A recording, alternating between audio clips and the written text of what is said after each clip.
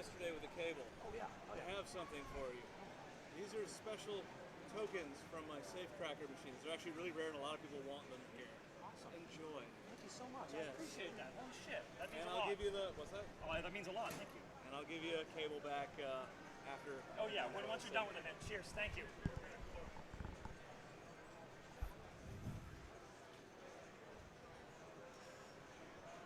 All right, if you can hear me, we are live at Silverball Rumble at Pintastic, New England 2022. Welcome to the stream. We're just booting up these PCs. You know how it goes. So we're zooming in now, and yeah, welcome to the stream, everyone. Mark's here in the booth. I'll get some more people in here eventually with me as it goes. I never have the prettiest booth, but that's okay. So we're here. Qualifying has begun. I hope my audio levels are okay. Just let me know if they're not. We're going to switch over to some Doodlebug, actually, and we'll get some EM action right away. So let's check that out. If you have any questions, if you're looking for brackets, game lists, any other information, type !info in the chat, and that'll give you everything you need. So without further ado, let's watch some gameplay.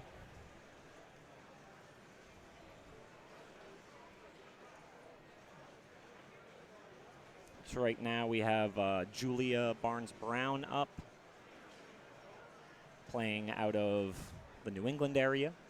Newer player, I know. Getting that doodle going back and forth. So excuse my lack of knowledge on this game.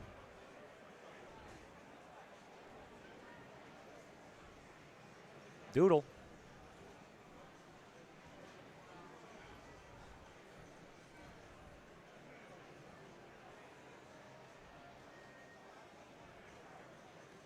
All right, looks like Julia just finished her ball. Next up, we have Ron.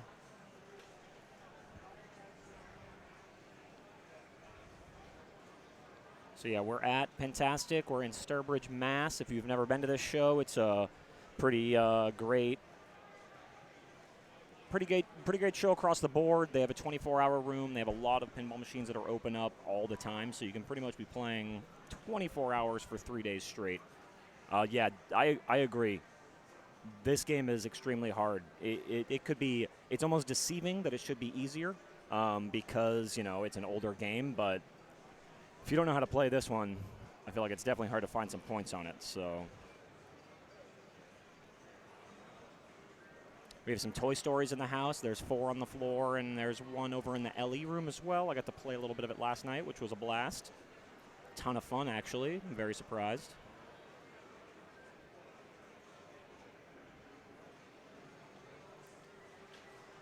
Yeah, big thing is that those open gaps below the flipper, man. That's a hard spot to. You got to avoid these at all costs if you can. Which that can be one on its own if you're not used to trying to avoid that.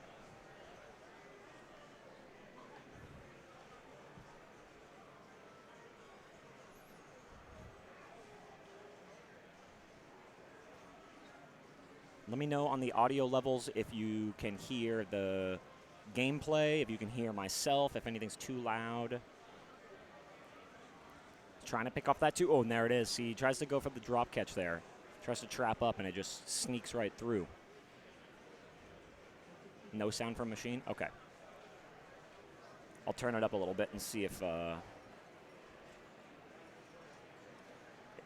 It's not going to be super... it might just be background noise. Okay, thank you. I'm glad I sound all right. But, yeah, let me know if you hear any background noise or if it ends up being too loud. I just turned it up a little bit, so...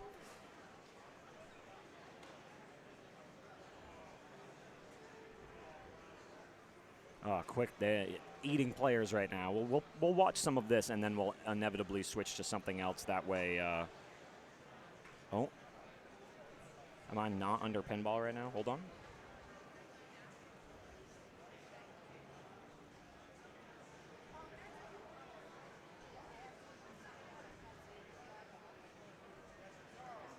No diff, not hearing anything? Okay. I'll have a look at it next time I'm over at the machine. Pinball. All right, now we're in the pinball category.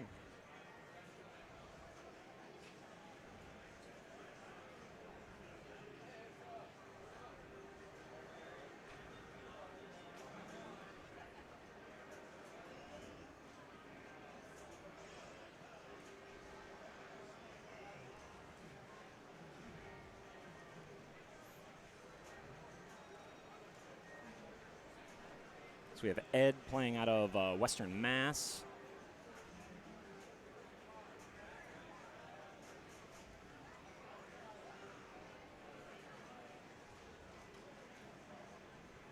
Hipsmart, how's it going?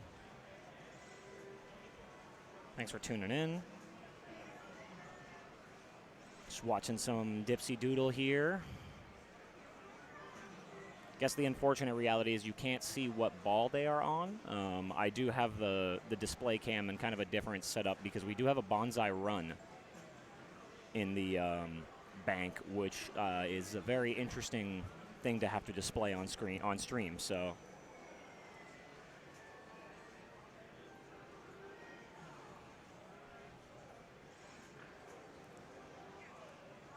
Yeah, the fact that the pops are, feeling pretty new is refreshing if you find this game. Oh, and that's unfortunate. We've seen that now a couple times.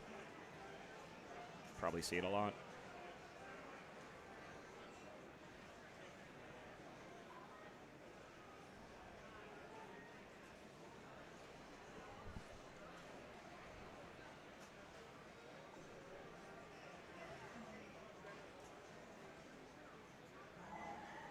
Nice work there.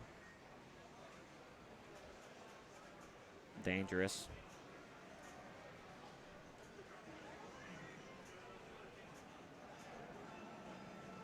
Wonder why we don't have any game sound.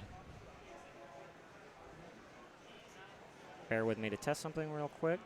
All right, that is the playfield camera. Turn it up a little bit more and see if it comes through. Can check out the scores on this game too, where we're at. Let's see.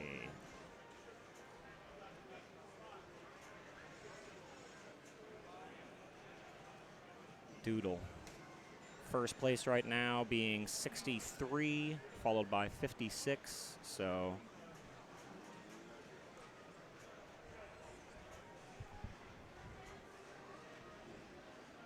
Not too bad. No one's broke 100 yet.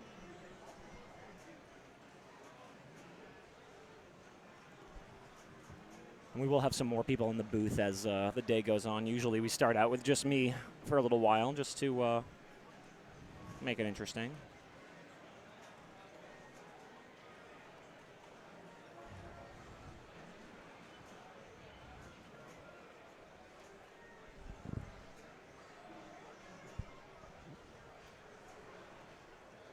Yeah, exclamation point info in the chat will give you all the stream links you need, brackets, game bank.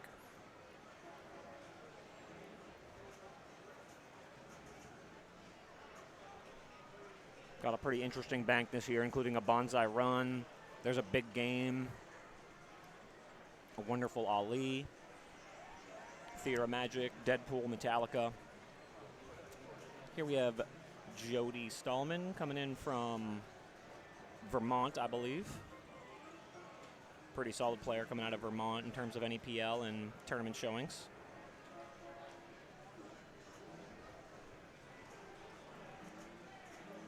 So that middle gate's now up. Back down.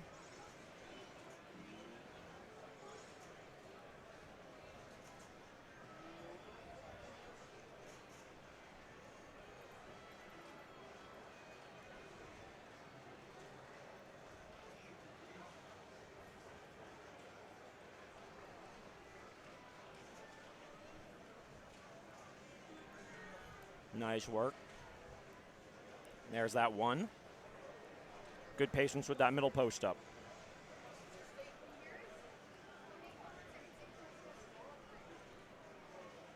Now you can let it roll down and tap pass it.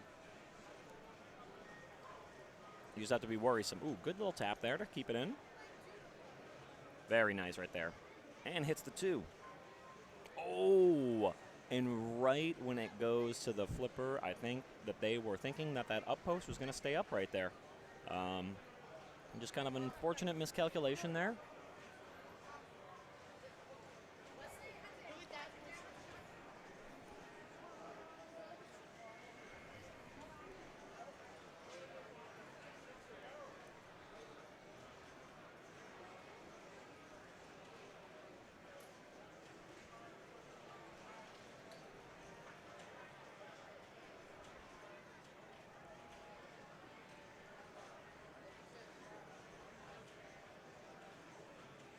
Dun, dun, dun, dun. Yeah, this.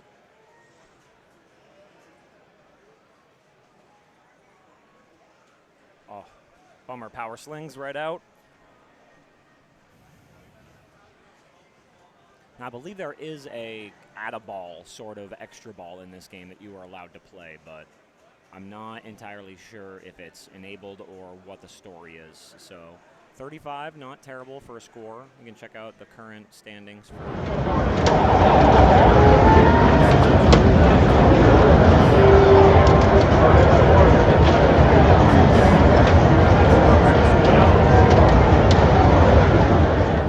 Was doing a lot of tap passes involving that center post, so he was playing very tight on that.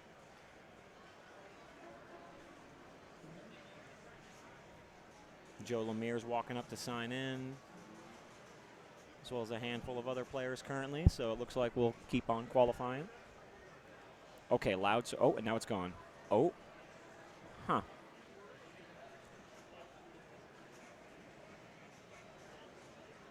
Oh, okay. Okay, good to know. Thank you, thank you. I will make sure that's right momentarily. Results had it, huh? Okay, standings.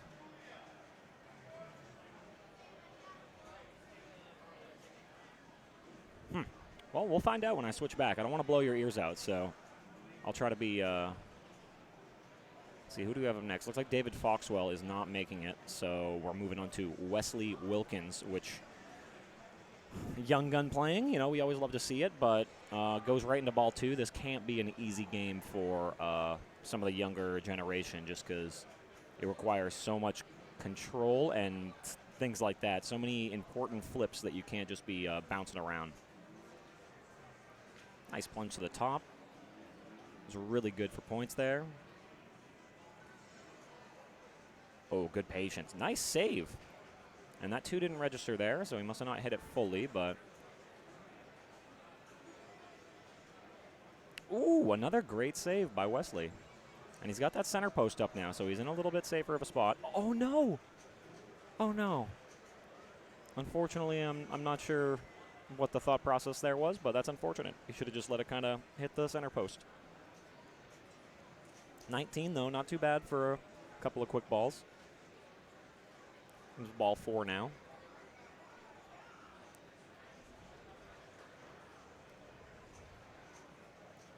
Yeah, I'll try to make it so we can see what ball they're playing. Again, it's just a little tricky with how the camera's set up because of the bonsai run and the... Oh, bummer. Still 26 from Wesley, and he didn't really get to play ball one, so it's not a bad showing. Oh, bummer, and another house ball. And that should be it for him. Looks like up next we have Mark Sedane coming in from his new location, Chicago now, newly hired at Jersey Jack. So congratulations to him. We're all very happy for him out in the New England area. So excited to see him back here and on the new release of Toy Story.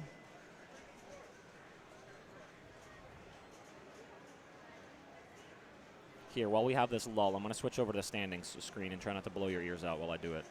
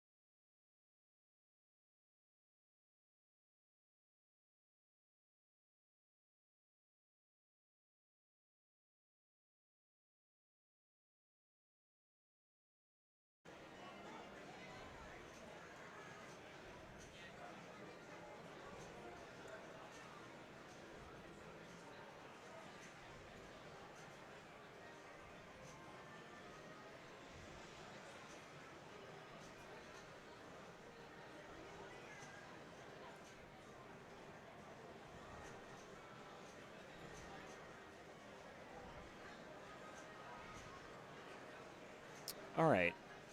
Sorry about that. We should be back now. Natural hiccups with the stream setup as it's going through its 7th year. I think I need to build a new PC.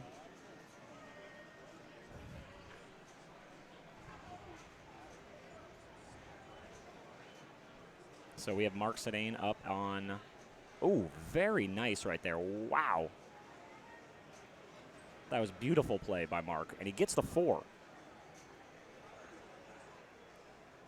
That was really nice in terms of... let's see if we can...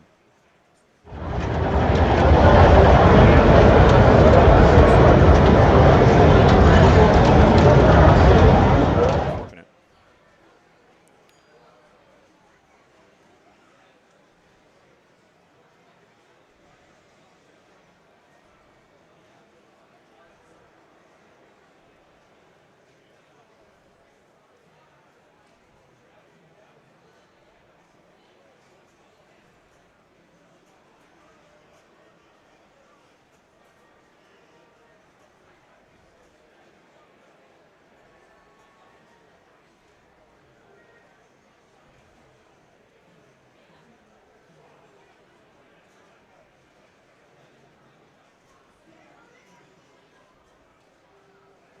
Sorry for the quiet commentary right now. Just doing some troubleshooting while we have Mark playing here.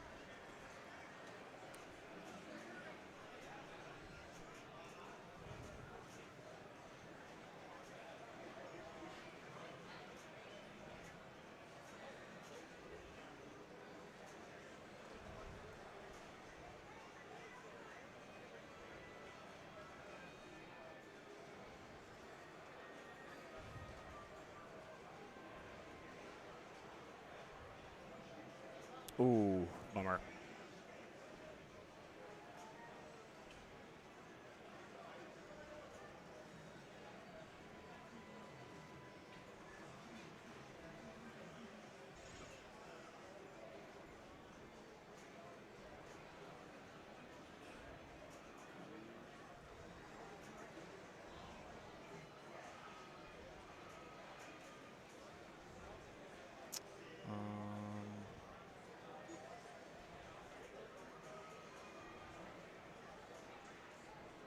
I ignored that, sorry.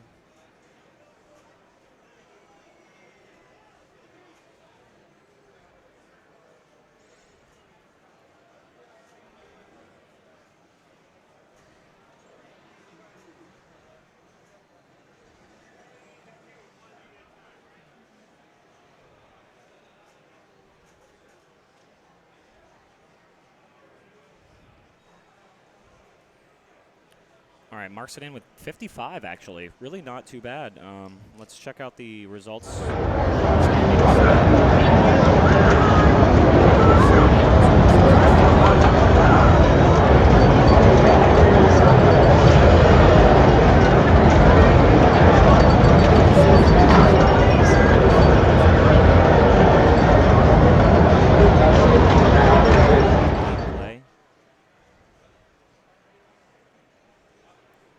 Up we have Matthew stepping up to the doodle, and after that we have Levy.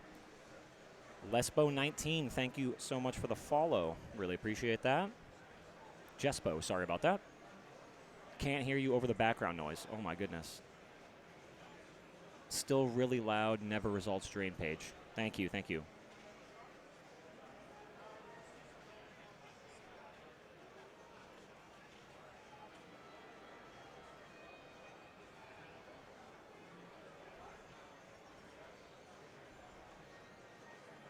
Center post is up now, so patience is key if he can manage that. And there it goes. Again, sorry about the audio. I will get that fixed.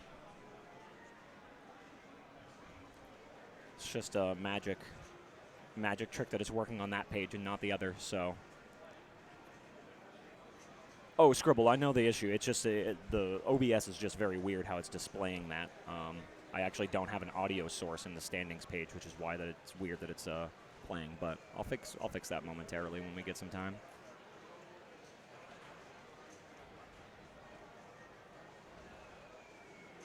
Good patience. Working on that too. See if we can get a little tap. Ooh, all right. He got one potential tap pass in.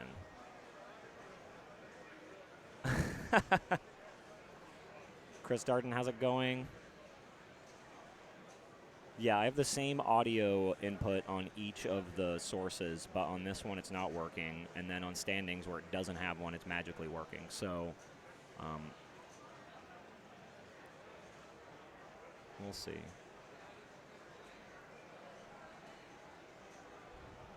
This tournament's always hosted by the amazing crew at the Sanctum in Connecticut.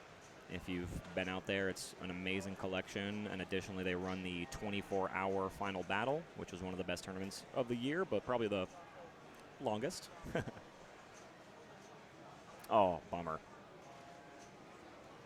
2 balls left.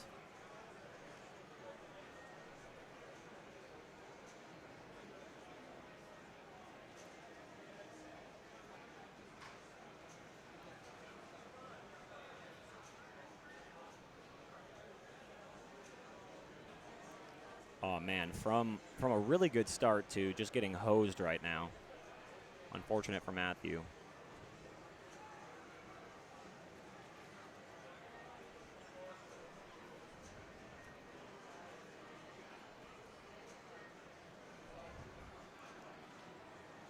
Nice flip. There's the 3. Great work. We get the gate up. Makes it a lot easier to get that 4 if you have the gate up, that's for sure. Oof.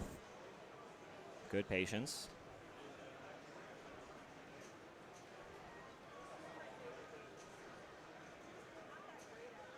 Ooh, almost. Now it's back to the Wild West.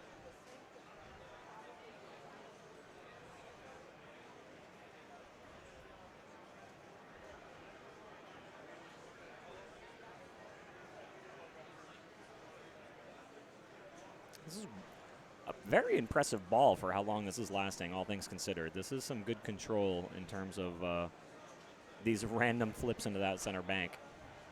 There's the 4. Oh, and right when he gets the 4. He had that extra ball lit, too, which I believe you're allowed to play. I don't know that 100%, but I think on this game you are allowed to. All right, Pedalboy Chip, how's it going? I'm going to switch to the standing screen, so brace your ears. I'm really sorry while I try to fix this. I have to switch to it, though, to see it.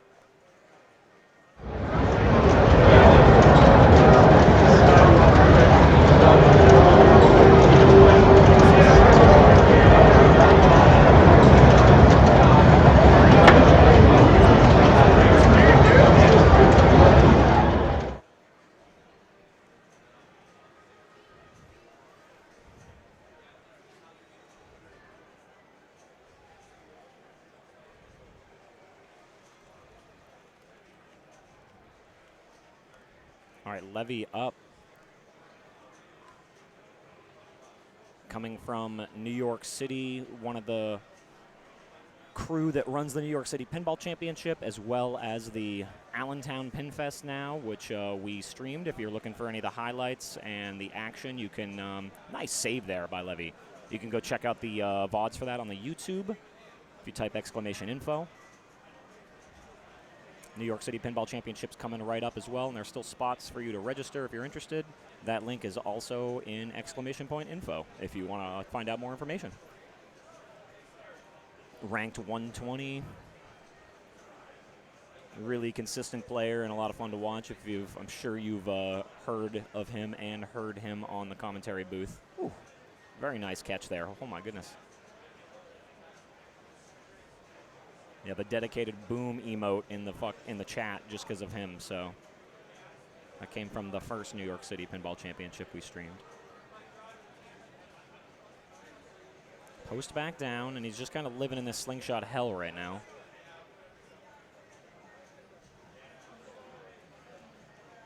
Trying to pick off that 1 target.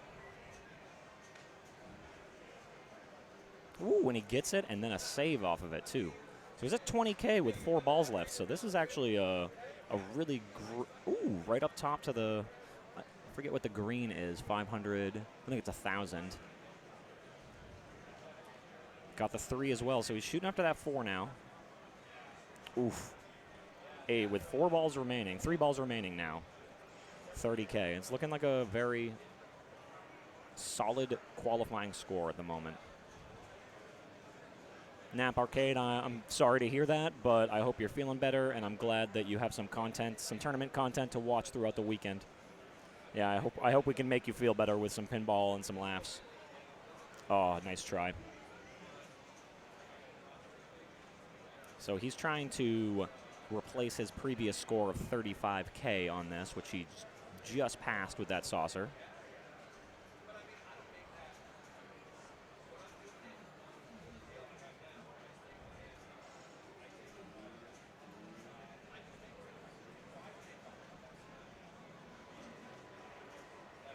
Nice job. Okay, he's got some time here to think about what he wants to do. He's trying to set up a little post pass and then pick off that 2 target. Uh-oh. Good patience here. So he's trying to get about halfway up on the flipper so he can actually take an accurate shot without doing that. So he hits the doodle, and now the drop's down. Gets the 3 and a save. Beautiful. Hey. 1 ball to play.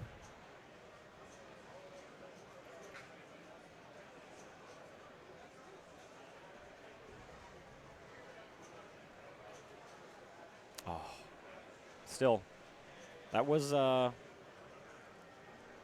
green bumpers are on. Oh, okay. Okay, thank you, HipSmart. Not a bad score. He didn't take first out of it, but he replaced his previous qualifying score on it, so.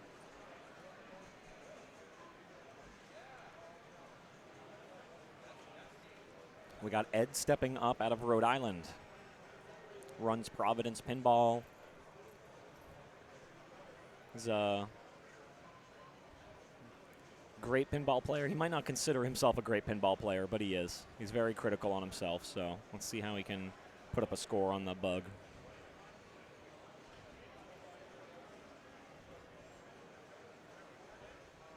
Nice save there.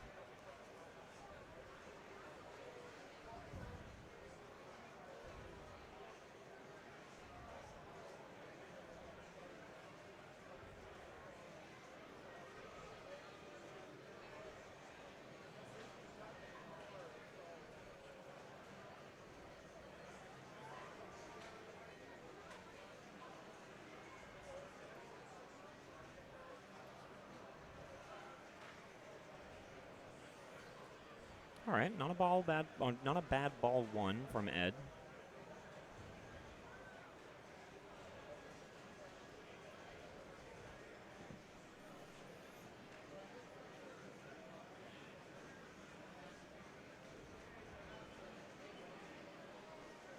Nap Arcade, thank you so much. You rock. Oh, bummer center drain there.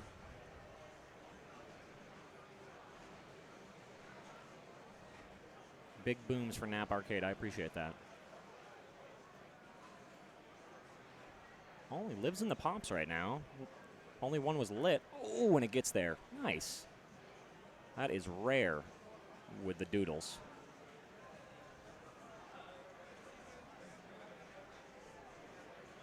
Yeah, we have a lot of interesting games in the bank this year.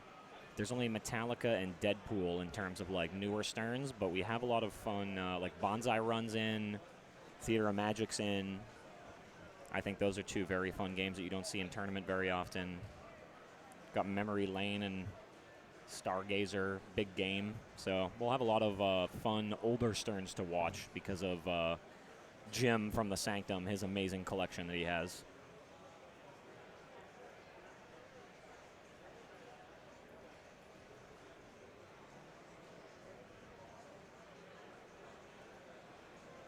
He had a good ball or 2. He just got hosed on the outlanes 2 or 3 times.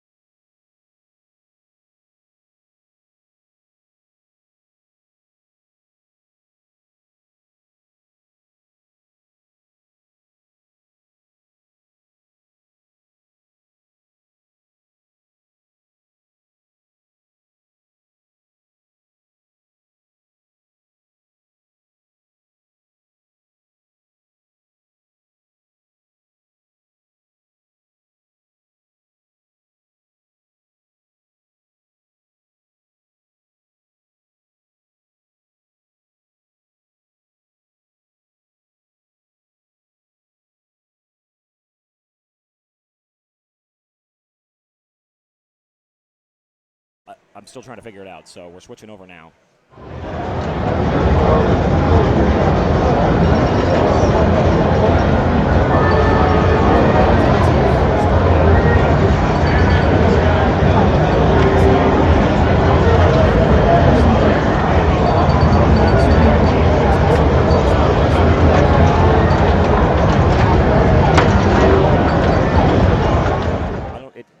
Nothing on my end tells me that there's audio playing on that scene, so I don't know if you guys are hearing anything now. Let me know, Hip or anyone that was here earlier when I blew your ears out. Yeah, Hyso or Scribble. Just let me, I don't know. We have Angela stepping up. Not sure where Angela plays out of.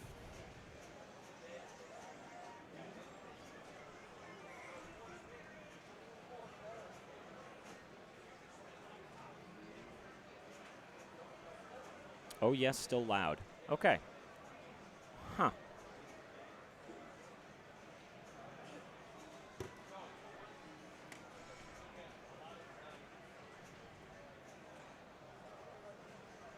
Thank you, Andeville. And yeah, I'll avoid switching to that scene for now.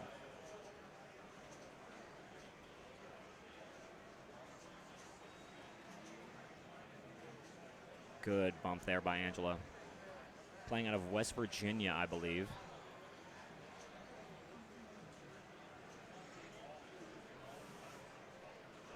Huh.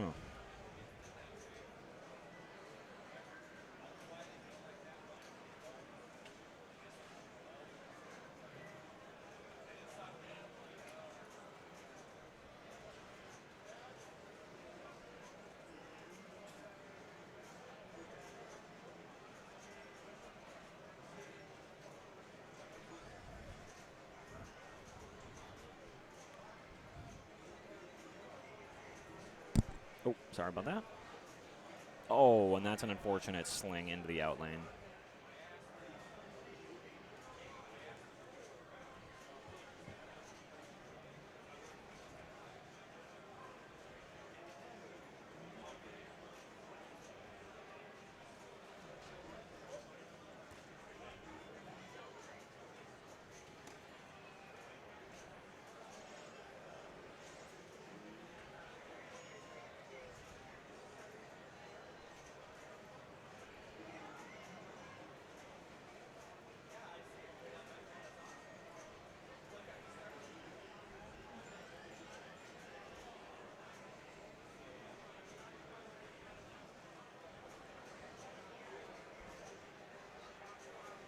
Not the ideal Doodlebug game, but you gotta play it to learn it. Sorry, I'm trying to watch the VOD right now on my phone so I can try to diagnose this audio issue.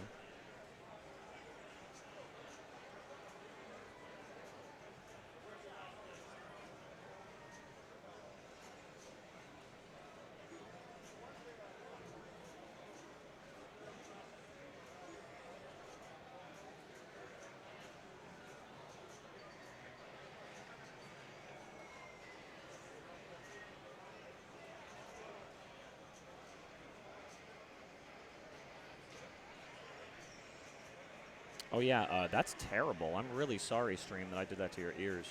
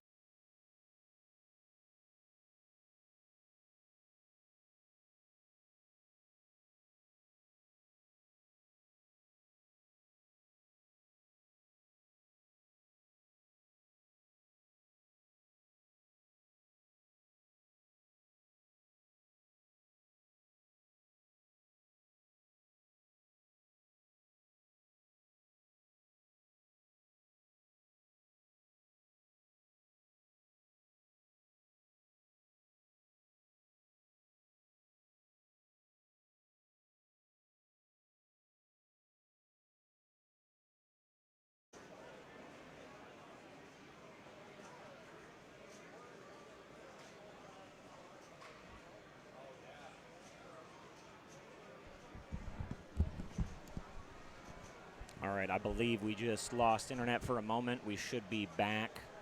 Sorry about that blip. That's going to be a fun thing to deal with throughout the weekend. Score didn't go too well for Nicholas. Thank you for the follow, Joe Boku 8. Let's see if I can find out what is going on here.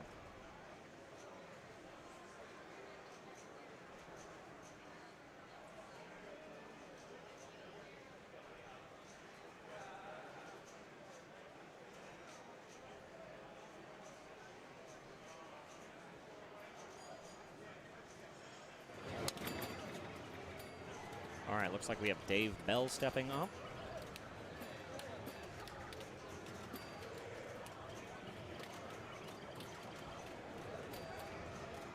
Adam the Bomb, thank you. My own person, I wish. Oh, there we go. Got some play. We got some playfield volume now.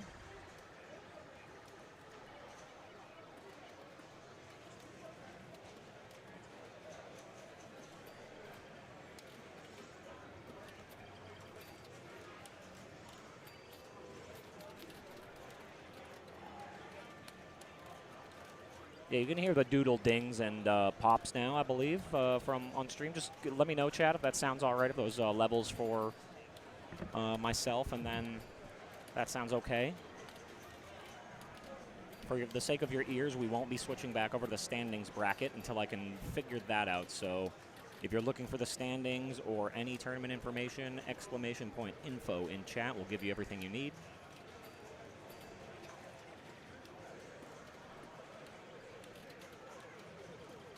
Oh, Dave having a rough run right now at the doodle.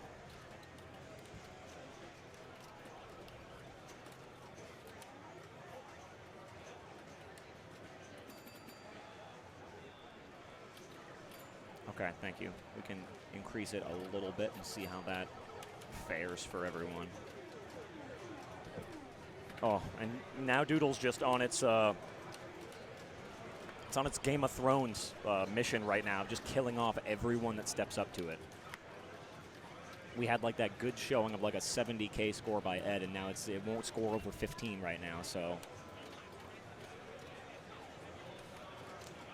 Looks like we have Selena stepping up next, and then Jillian after that, so some women players, we'd love to see it. And we will be recording the Silverball Brawl on Sunday. That's Sunday morning. It starts around 9:30, 10. We won't be live streaming it because the Bells actually prefer to record it and then do post commentary with all the Bells involved. So that'll be uploaded a couple days after, but we will be live all day today and tomorrow.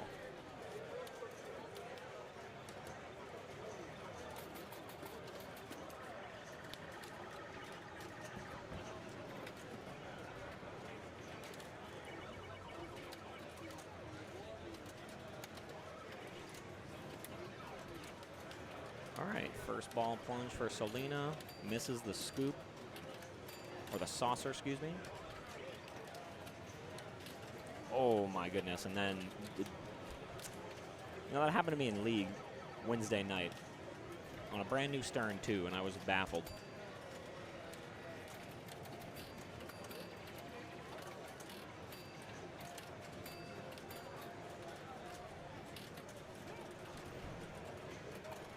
Oh, with the post up too, bummer. This is what I'm saying. Doodlebug is just eating right now.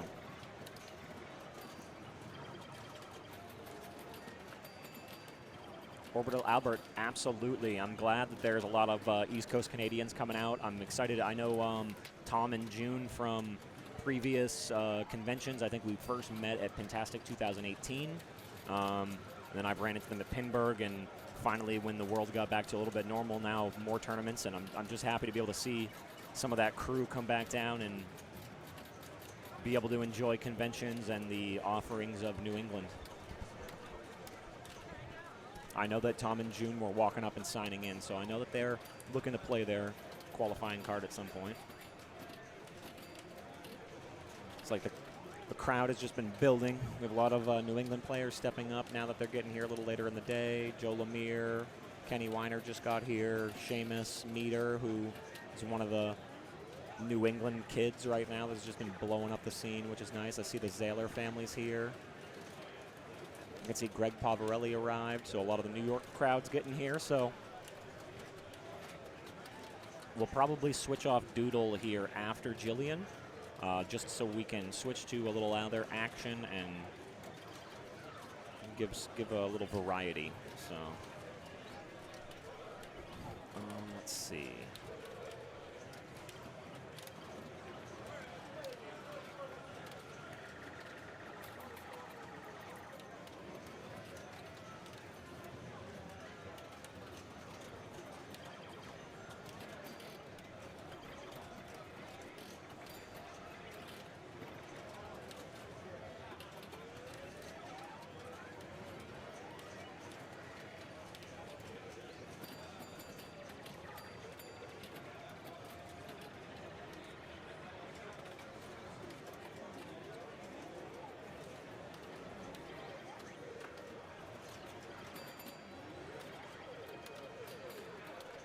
All right. Oh, yes. He's absolutely going to be hungry. An unfortunate game right here for Jillian. You can see it's going as a quick one. I'm going to step off commentary just so I can go switch the rig after this game ends. So bear with me for a moment, and thanks for watching.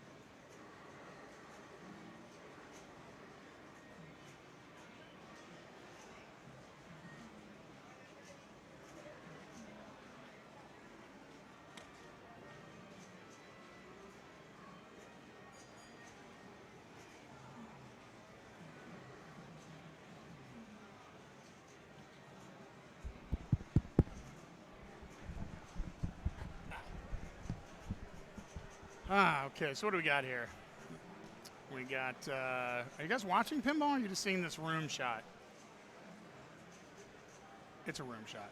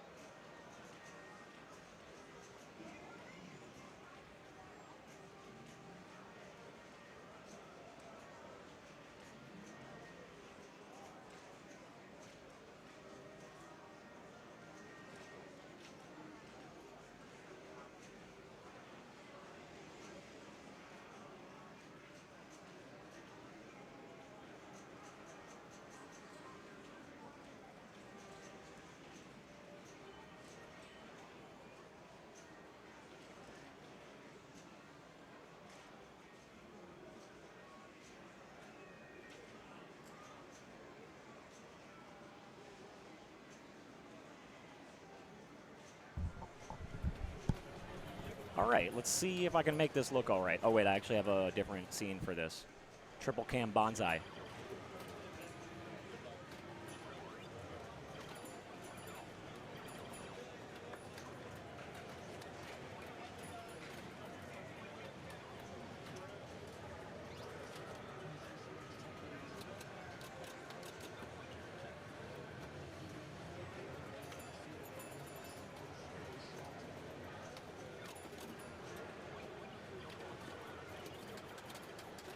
I'm going to work on getting those lights turned off, probably.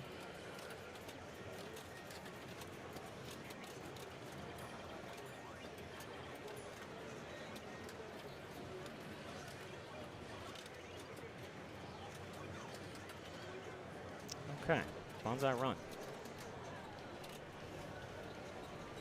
Shannon Stafford, how's it going? Sorry about the delay there. Just was waiting on the game to open up so I could slide in onto bonsai. Camera brightness got updated, which is nice.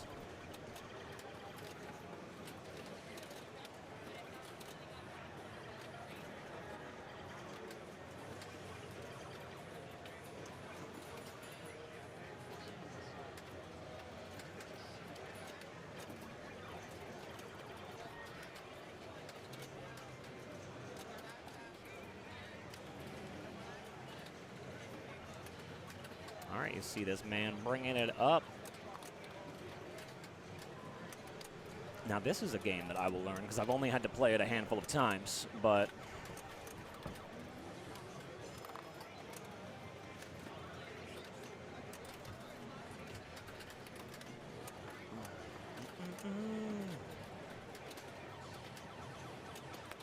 I hope the audio levels are okay on this.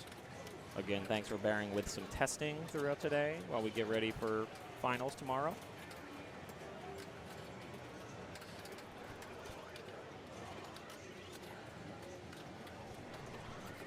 Pin sounds are, okay, cool, they're still there.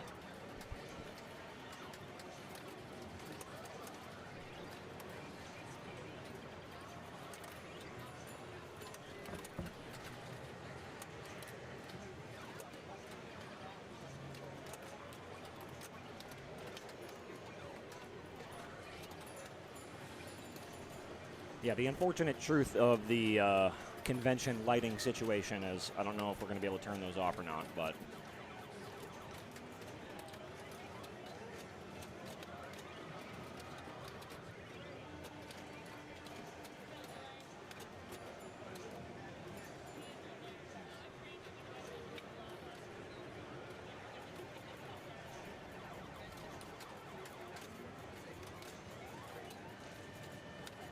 Shannon, same here.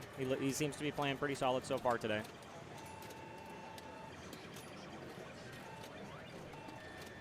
So big spot on this game if you haven't had the chance to play it. This shot right here that he's kind of trying to get up this. Right there. That brings this man. And then you get to play this back glass style racing where you're trying to... There are 3 lights right here. Oh. And then 2 targets right here that you want to light, as well as this green target here, and then you'll start traveling throughout. And there are different points kind of built throughout it depending on what you do. I know that green target that I circled is a green racer, I believe.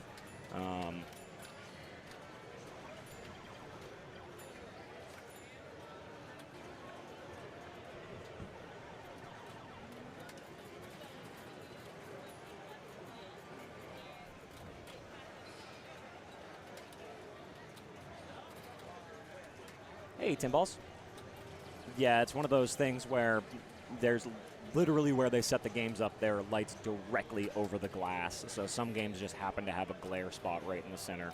It at least lets a little bit of the playfield be lit, but Pinball-O-Matic, thank you so much in the chat for watching. Absolutely. We're at Pintastic 2022 at the Silverball Rumble in the main convention room. If you haven't had a chance to come to this convention, it's a great party, and there are 24-hour LE room that you can play a bunch of amazing games in. There's a Toy Story in there, and there's also a huge free play room that is open pretty much 18 hours a day, so you can play a lot of pinball here. Jason Mawson stepping up and unfortunately taking a heater of a house ball there.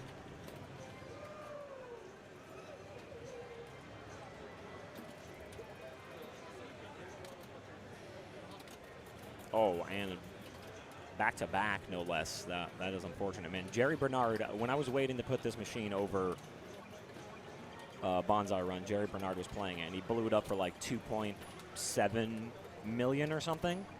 He was making it look easy, but clearly it's not as easy as he was making it look. So you can see that green target's now lit on that back glass, and that would give him the green racer for points.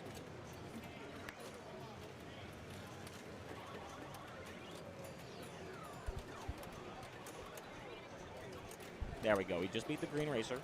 So now he's going to try to get to the top here. So he's trying to backhand through that left spot there, which is going to be tricky.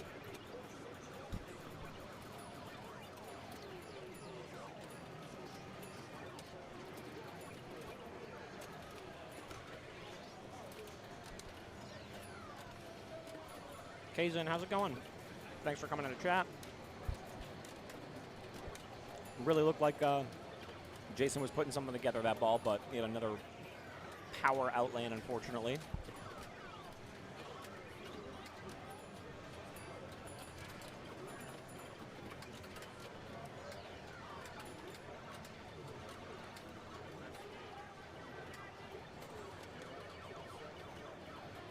Looks like, well, Wesley stepping back up.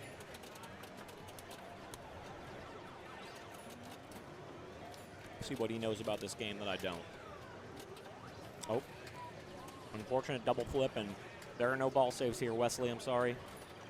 Any other Floridians? I wish I knew more Florida players off the top of my head, I'll be honest with you. I know Eric's here, but since I've never been to Florida to play pinball, I am yet to meet a majority of those players, so...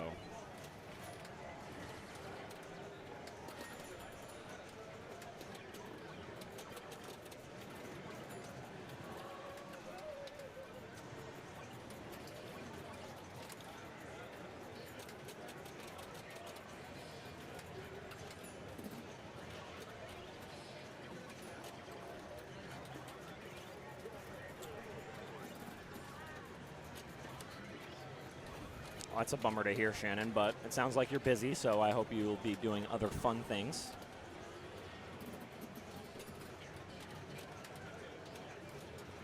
So he's trying to hit that, trying to get to the back glass as often as you can, because it's, you know, it's safe. If you drain up there, you just get it back on the flipper. You can relight that left arrow that's kind of being blocked by the light here. Every time that arrow is lit right here, it'll kind of bring you up here, and you get to play this mini pinball on the back glass. So there's points up there. You can beat different racers, and that's a good way to build your score safely while playing this game. So it's like Wesley's just looking for a TD to submit a score.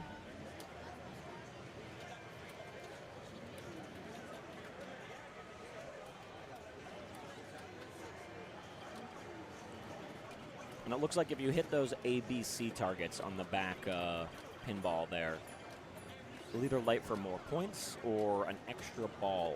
I'm assuming the extra ball is disabled in this tournament, so it probably just awards you points overall. Next up, we have Greg stepping up, coming out of New England.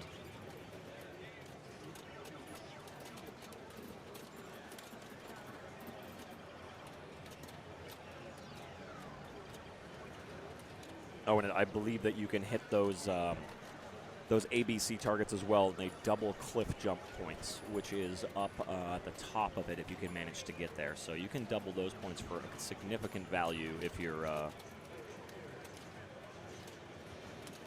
able to play that back glass pinball consistently.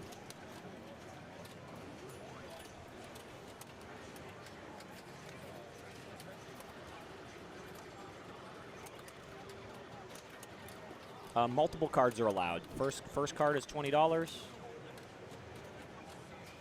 And then after that, each card is 10. So, true, Tim. Usually you don't get to watch the first hours of quali, so that's why the commentary is just myself, because most people are playing or excited to be trying to stand in line for a Toy Story right now. I'll definitely see you at New York City Champs, though. I'm excited for that.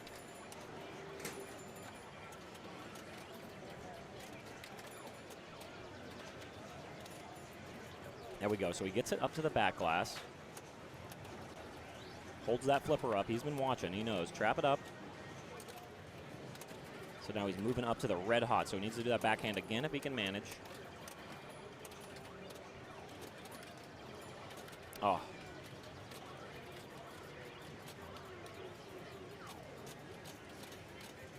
Ooh, Tim, that's a good question, actually. That would be a nice feature to be able to... How long is the line for Toy Story right now? Let's see. There's 3 of them that I can see, and about 10 deep on each one, looks like.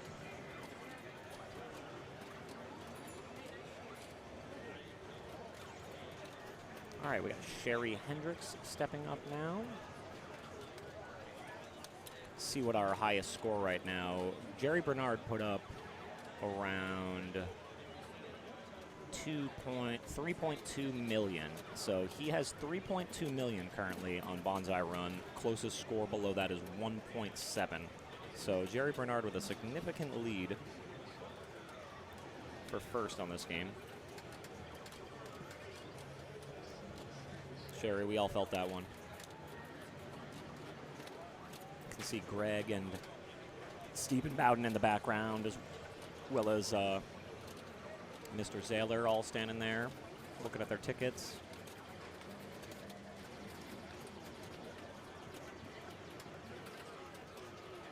I will say, for players that are new to the tournament style of playing with, you know, a single card, as well as these games set up difficult, this bank is very unique. Awesome. Thank you, Tim. Yeah, this is a very unique bank across the board for newer tournament players, I'd say. So it'll be interesting to see the scores for qualifying.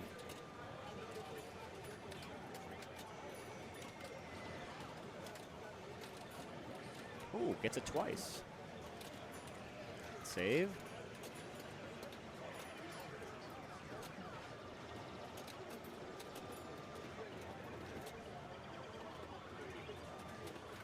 Oh, unfortunate. 300 seems to be about the standard if you get caught up with a house ball or two, so it seems like getting to 1 million is going to be the difficult ticket that'll put you in probably the top 10, and then after that, you just kind of crack it open. Second place, Andy, thank you so much for the follow. Really appreciate that.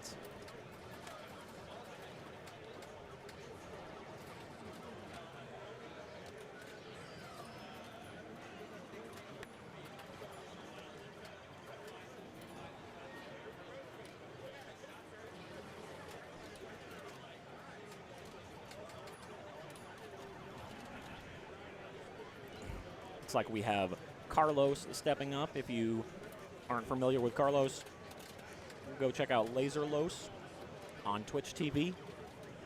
He is known to blow up a rush or two in many other games. I saw him put up almost 1 billion points on Deadpool earlier in the tournament bank, so he's on his way to have himself a good card. A very good player and a very awesome dude if you ever have the chance to meet him. So let's see how this goes for him. Oh.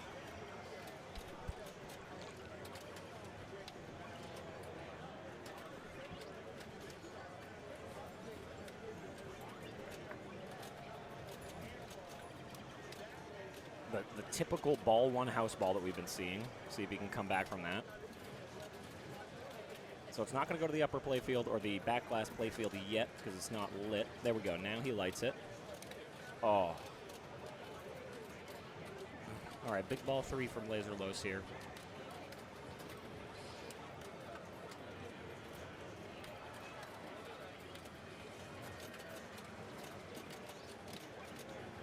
Second place, Andy. Thank you very much. That was Barcade. Thank you so much for the follow. Yeah, let's see 400K. Yeah, Andy, that was a fun thing to figure out yesterday. I had to create a new overlay, and my display camera is now just in a whole different place because of this game. So I'm glad we can capture this game. It's quite a spectacle. Another 300 match. Really unfortunate for Laserlos there. Just got bullied by the whole game. You hate to see it. And we do have Seamus stepping up next. Seamus Meter has been on fire lately in New England. In the New England Pinball League, he has been just blowing up every week. I think he's top 5 right now to 300 players in New England Pinball League. So previously known as the Kid, though now he's getting a little older, so we'll see who he becomes.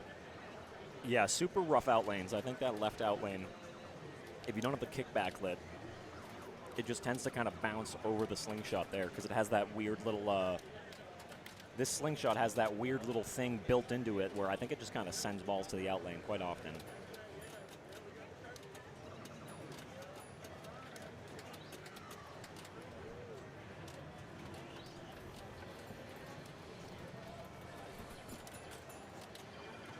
Yeah, exclamation point info if you need any bracket, games, links, anything at all. If you're interested in looking at or registering for the New York City Pinball Championship or the UK Pinball Championship, both of those links are in there, and I will be there streaming them, so I'd love to see you there.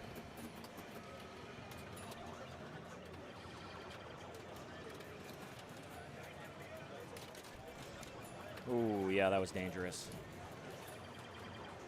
And once again, these out lanes. We walked up to watch this game moments after Jerry Bernard put up 3.7 million, and now it's just been savage.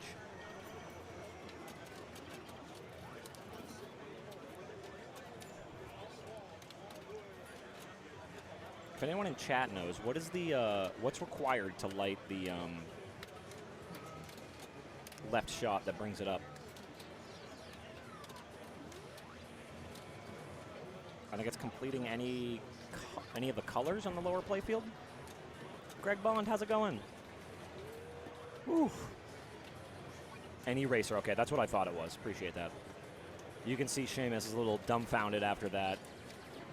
I think when you watch some of these players step up to these games from the crowd perspective and you see them play, they look a little bit easier than they end up being, because Jim set these games up from the Sanctum. Very difficult for this weekend.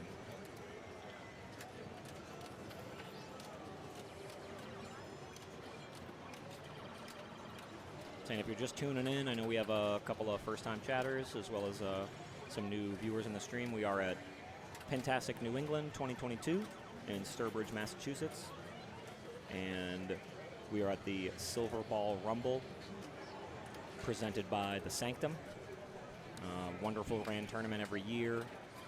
If you don't know the Sanctum, definitely check them out and look into the 24-hour pinball tournament, because that is a spectacle.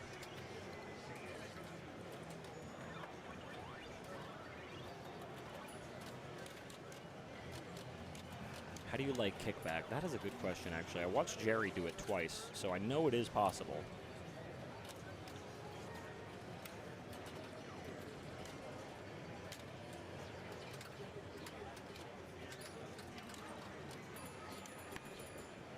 Middle saucer, okay.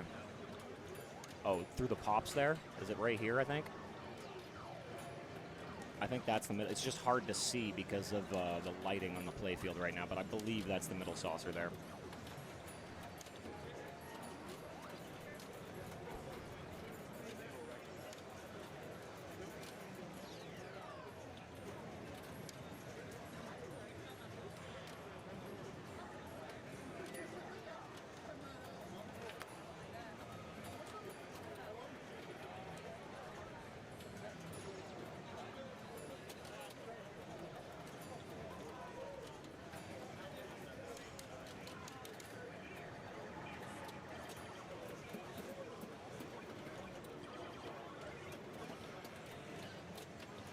Oh, man.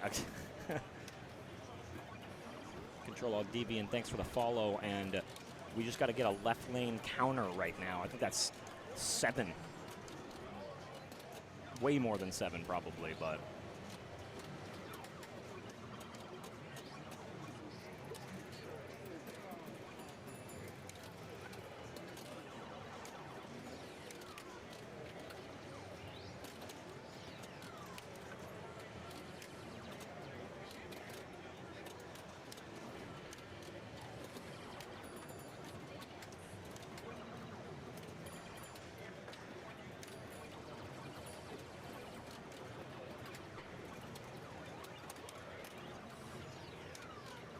All right, we get to see the back glass at least. Not opting to go for the ABCs. Nice, gets it right up to red hot and takes the 50K in.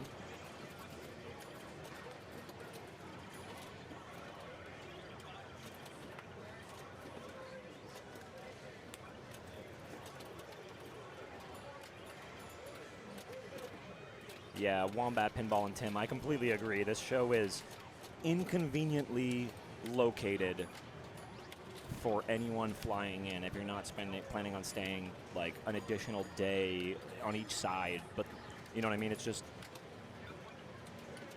that is in November, I believe, Wombat. Yeah, and traffic has been absolutely miserable to and from Boston. I had to drive back last night because I didn't have a hotel room here, so I came here and set up and everything. But it's just hell traffic right now due to a lot more people driving in this area and summer being here. So I will say as a note, nice. Edmonton should be pretty awesome.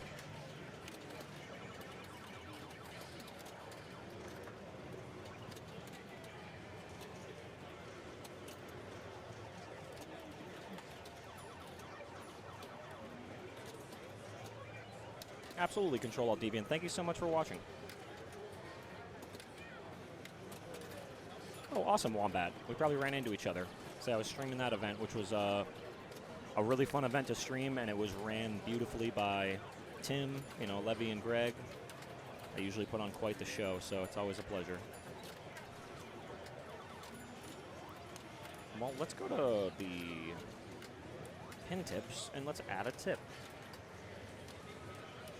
Light left out lane ball save or kickback by shooting saucer.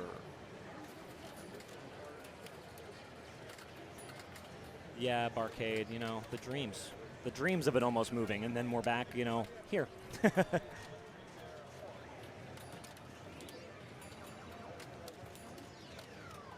Oh, Wombat. That's all right. We'll run into each other. If you're at New York, definitely say hi.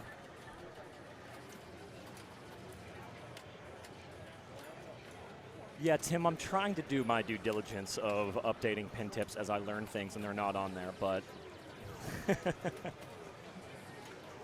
who knows how many shots to that scoop it's going to take.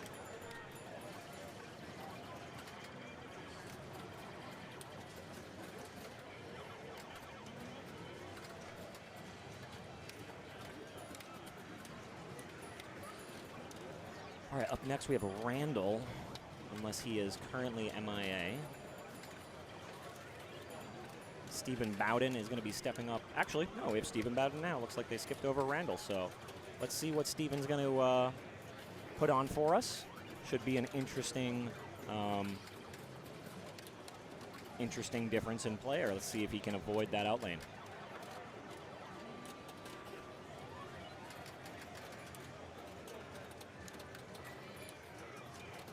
Ooh, okay, as we learned there, the dead pass is a little risky. Looks like those flippers don't bounce as much as you hope.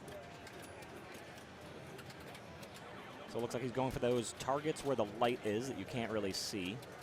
I'm guessing that's the red racer.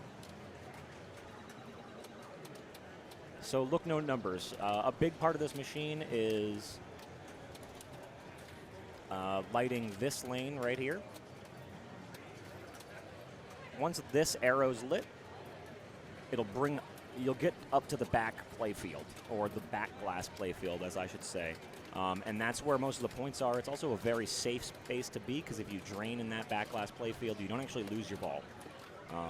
So you see that he just lit that arrow on that shot now. He's backhanding into it. How you light that is by lighting any of the racers down here in this section by shooting their corresponding shots around the playfield. So, you know, you got red shots, yellow shots, the green shots are up here. And then as you go to this upper playfield, green racer's going to be lit here for points, red racer's lit all the way up here for points. So you kind of have to navigate through this mini pinball. And you'll see a lot of players, what they opt to do is there is a target here, 1, and then 2 and 3 is over here, or are over there.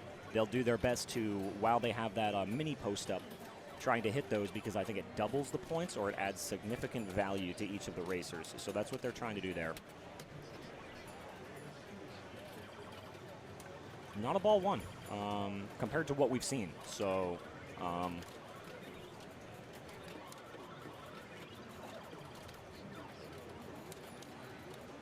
ooh, gets the, I think that's the first cycle stunt we've seen too. Easy 100K. Very nice. So you'll see he goes for the 1 there. Now he's going to try to go across and hit the, ooh, that's unfortunate. Oh, absolutely. And the saucer in the middle there between the pops, kind of hard to see with the lighting. That will light the kickback at some point. I'm curious what number of shots though.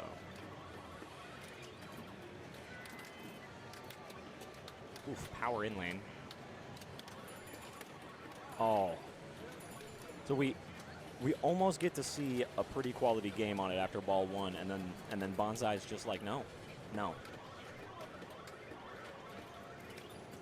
Still not the worst score. I think that's going to put him somewhere in the top 10, but you know, you definitely want to break 1 million. I think as soon as you break 1 million, you're in top 5.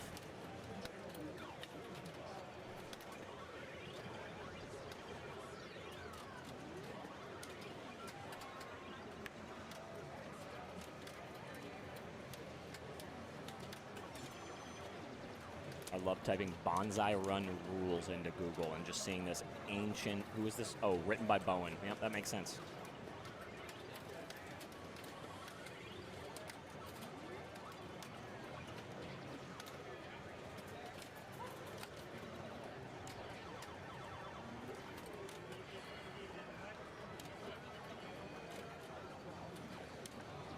All right, Eric Getty stepping up, playing out of the New England area.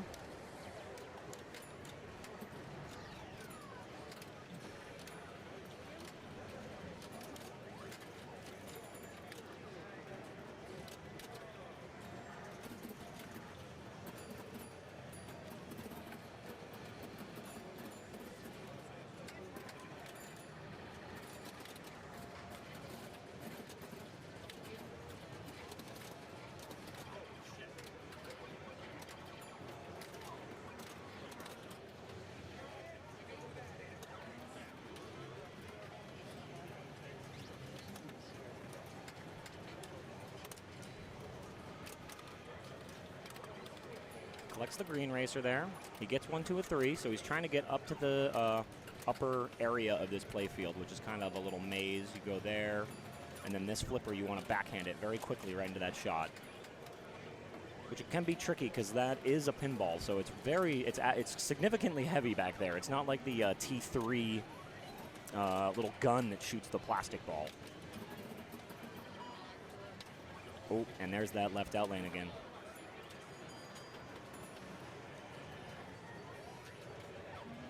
Oh, I haven't been to Pinball Gallery in quite since Allentown 2018, but the people that run Pinball Gallery are very nice. So nice cycle stunt skill shot there, which puts him right in the upper playfield.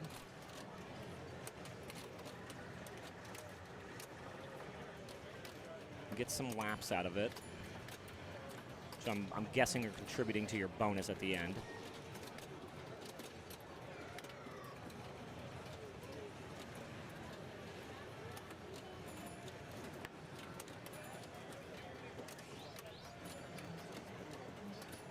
Okay, so it laps add to your captive ball as well as your end bonus. You can start a multi-ball in this game too.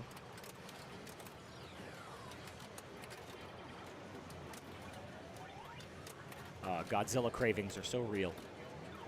I'll just find myself at the Double Bowl outside of the Boston area, only playing Godzilla because that's what I need. That's what I need in my life.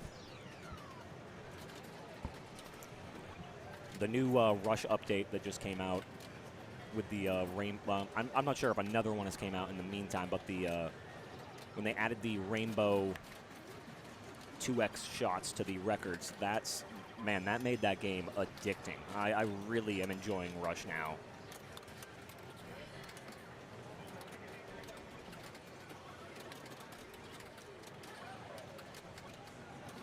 Nice trap up here. You can backhand into that shot. Very nice. Here we see Eric putting up one of the better scores we've seen since we've rolled over this game. So there he hit 2 and 3, and there he, so he hit 1, 2, and 3 there, which doubled the racer points, but unfortunately he drained there.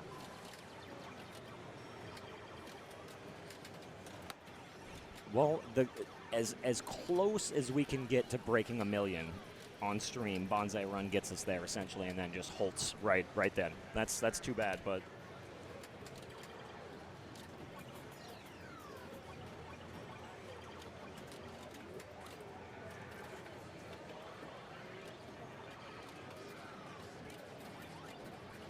Oh, chat, you guys might know a little bit better than myself,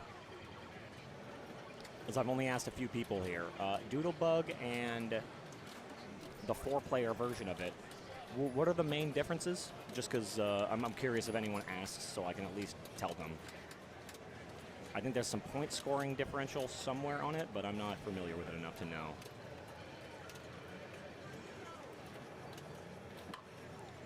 Oh, well, we saw someone shoot the right ramp for the first time, but it immediately resulted in a left lane drain, so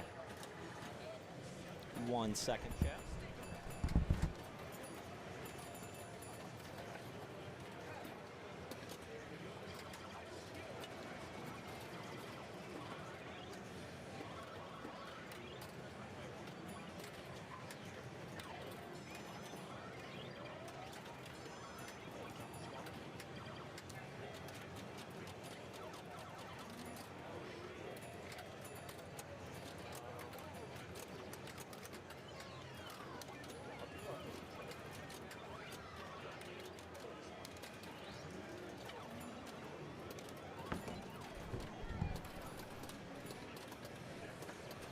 Sorry, got a phone call telling me that there are no lobster rolls in stock, so that's too bad.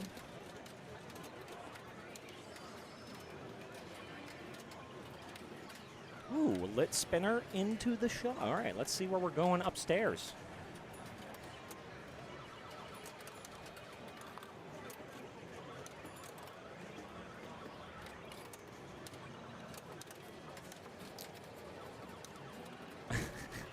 That is a very descriptive customer base and very interesting to me, Tim. That gave me a chuckle.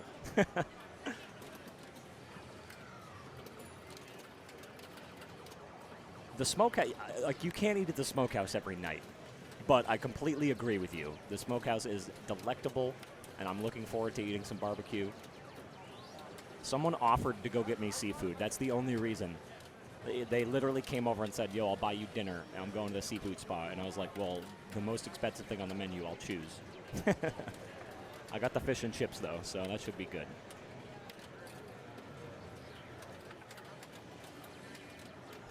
Oh, we haven't seen a multi-ball yet. I think we've seen one red hot hit.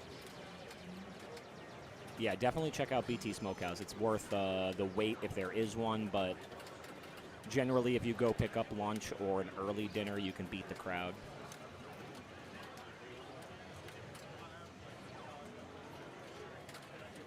Yeah. Yeah, Barcade's very right there. You want to go, you almost want to go pick it up early and bring it back to the convention if you can.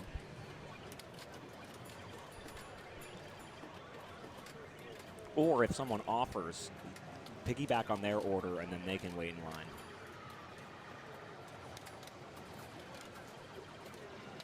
Hudson Wilkins stepping up next. I believe we've seen his son play earlier. Oh, no, this is the other son. Nice. this is the way. Exactly. Oh, and, well, you'll learn something today, bud. I'm so sorry. There is no ball save.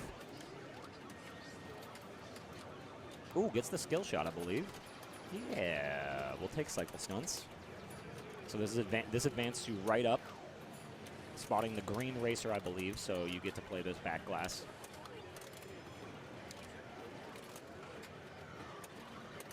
Nice. We'll go for the cliff jump. So yeah, big thing about that upper playfield, once again, if you do end up playing it over the weekend or next time you are, when you initially get to this upper playfield here, this center post comes up so that you can't drain for, I don't know, well, you can if you double flip. But right here and right here are 1, 2, and 3 targets. And if you hit all those targets, it will significantly increase the value of that cliff jump. So...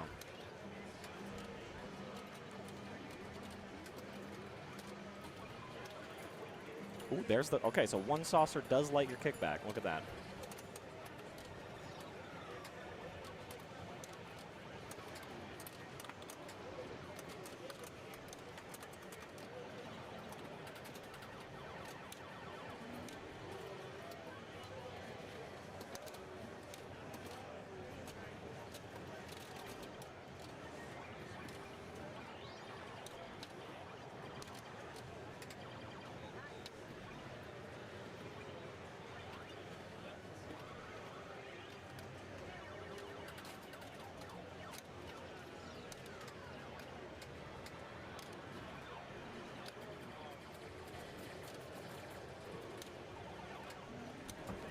Yes, the seminars are all being streamed on Pintastic NE, I believe, is the...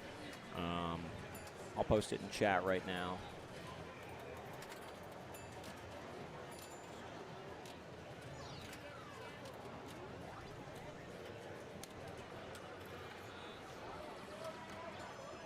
I believe that is going to be the link for you if you want to watch any of the seminars, and I believe they said if they're not in the video section for the VODs, then everything will be uploaded to YouTube afterwards. So if you miss anything, you will be able to check them out later on. So if you missed Eric's How to Play Pinball seminar this morning, that should be on there or on YouTube later this evening.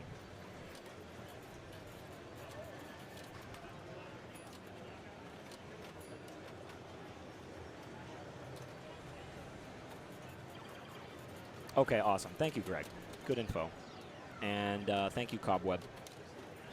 Just trying to add some random pin tips to some of these games that might not have the info for players.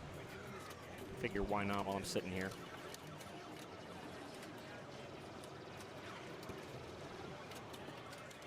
Nice save there.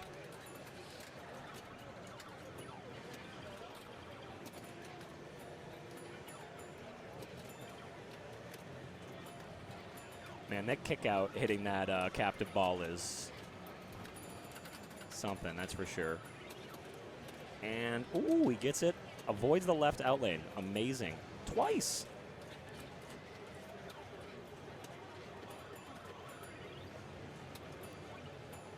I've seen Eric Russell at a bunch of tournaments that I've been at, so I know that he's a fairly consistent player, at least in qualifying. There we go. He collected the yellow racer, so now he is, or lit, so now he's able to go to that back glass playfield, which is backhandable. So nice alley pass there. There we go. Trap it up, backhanded. Oh, no, he opts to go for the ramp shot. Okay, there we go. He can't hear me. I'm far enough away that he is unable to hear me, so that was just, he decided to do that after the fact. All right, hits the 1.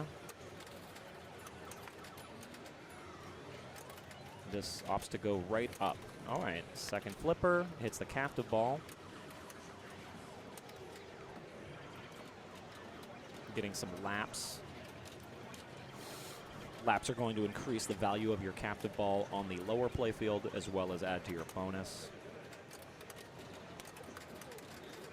Ooh, he beats the yellow racer there. Very nice.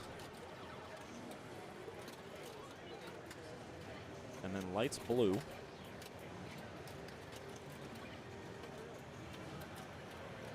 There we go. This is a great ball one from Eric after walking up and reading the rule card. That's always always fun to watch, is reading the rule card and then walks up and then blows it up afterwards. So there's the kickback lit. Nice. So now a little less worrisome on that monstrous left out lane, and then we're back up top.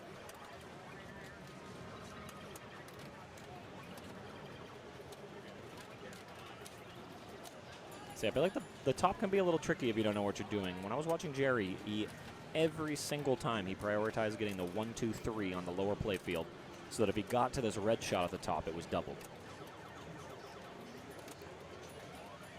Which I feel like it's easy enough to get control right here and then backhand it, that it's almost worth lighting that 1, 2, 3 for bonus points and risking it.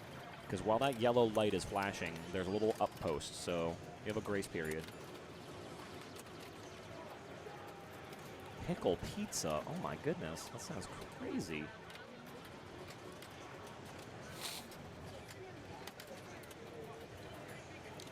All right, so he has collected all of the racers on the upper playfield. Now he just relit, or he just lit green, so that shot to the playfield's back on. Very nice. This is all ball one. This is a really good ball one. Probably the best we've seen so far.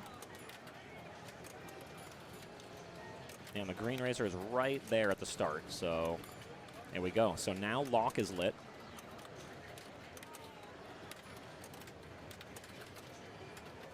There we go, ball one locked.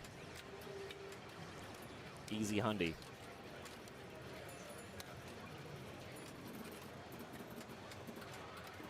All right, our first multi-ball we're seeing.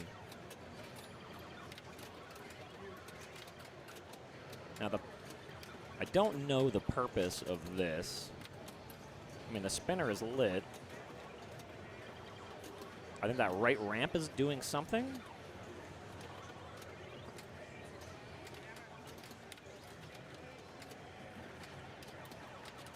Ooh, almost gets it. Ooh, get up. Oh, bummer.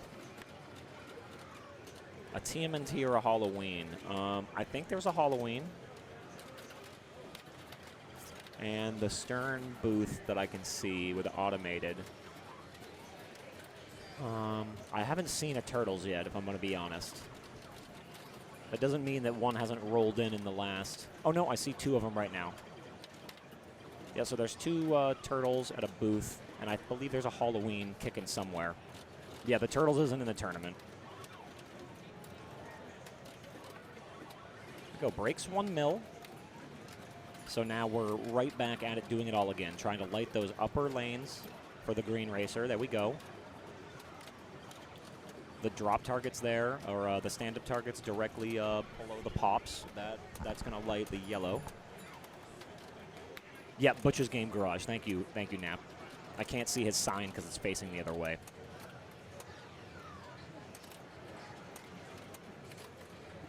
Oh, thank you, Cobweb. Cool.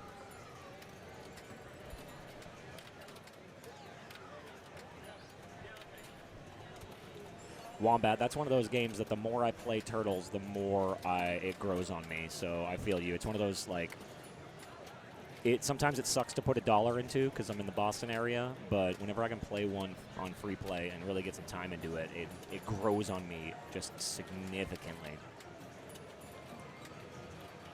Very patient play right here from Eric. This is really nice to watch.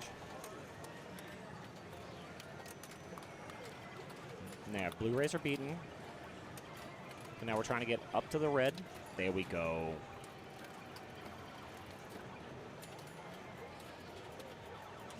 So he needs to light yellow. And lighting that yellow racer is going to be these 3 stand-ups right here. So it can be tricky to shoot those as they're a little dangerous. Go Knights 1, 2, 3. Thanks for the follow.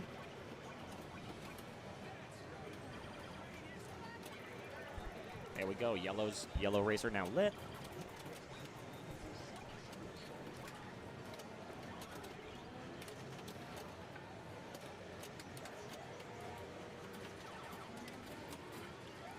a really smart, oh, beautiful live catch right there. Really smart flips right now by Eric. He's been playing very patient with the ball and like really meticulous down below, which I think we can see that it really pays off on this game as how odd placed the shots kind of are and what you're shooting for. Also, I guess if you can just get graced by God in that left out lane, the game becomes significantly easier. He's trying to backhand that upper playfield shot. And this kickback to the captive ball seems to get a little more risky every time it happens. Beautiful nudge right there.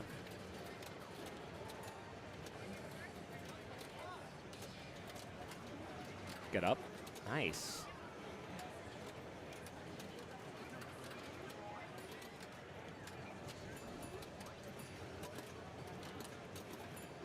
Man, he can't buy a shot to that upper playfield right now. All right, good. Slow it down.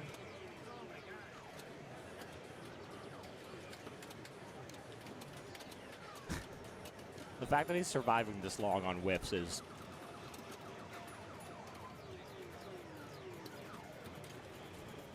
Okay. Yep. And that... I think we watched that captive ball launch 5 times in a row, and every time it got riskier and riskier as a feed. 2.6. So he has second place locked in for overall score right now. He's currently chasing Jerry Bernard at 3.7. Oh. Still not a bad... Eric knew he had more in the tank, but not a bad score overall. Puts up almost 3. So that's going to be another hard score to chase.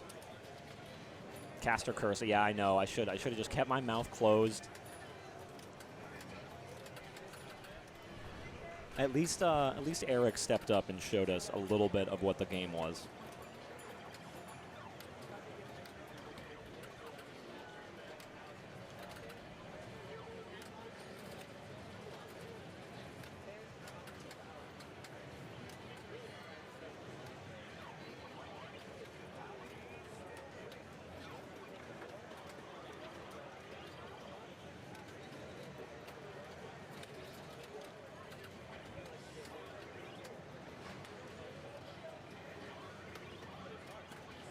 All right, looks like we have Gino stepping up.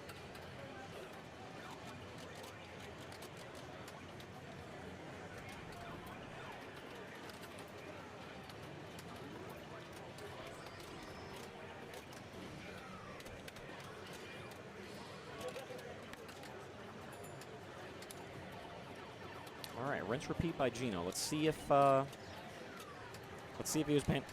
Okay, no, the game's just back in its old ways of kicking out lanes. The more I watch this, the more that saucer becomes more likely as my first shot when I walk up to this game. I mean, you're already shooting risky shots to try to light one of the racers unless you hit the skill shot. It lights you the out lane, save. It lights you a racer so that immediately your back glass is ready. I will in a moment. Yes, Greg. I will. The issue with it, actually, I'm going to go build a new scene right now in hopes that it fixes the audio issue we had with it earlier so I don't blow anyone's eardrums out.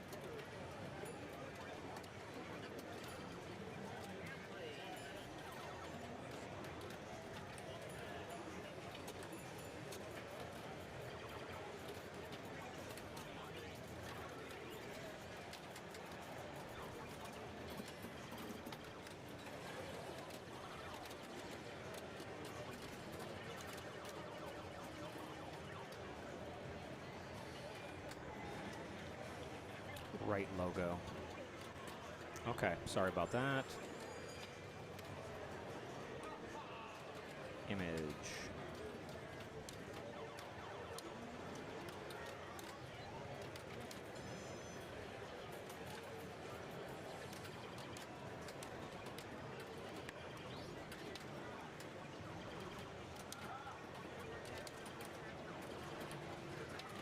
Okay, so yeah, all the info is there, but let's see.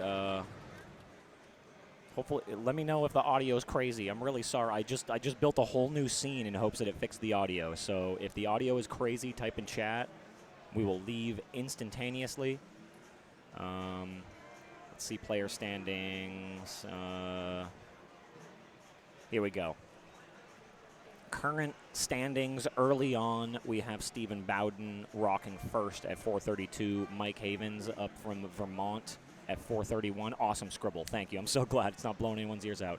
Jerry Bernard with that huge game on Bonsai still sticking. And it trickles down.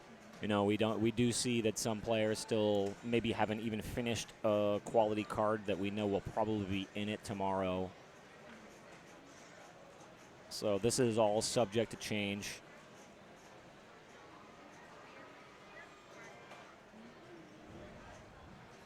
Oh, this is going to be the wrong scene. Sorry. We got to go to the, I forget, we needed a bonsai scene. There we go. We have Roth Michaels, who I play with a lot, actually, in the Cambridge, Boston area. We don't have a bonsai run, so I'm interested to see what he knows, and I know he was watching, so.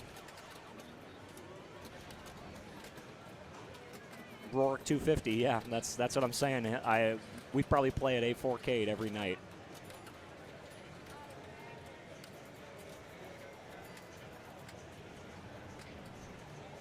Looks like I think a player just had an issue with the game next to him, so he just paused for a second.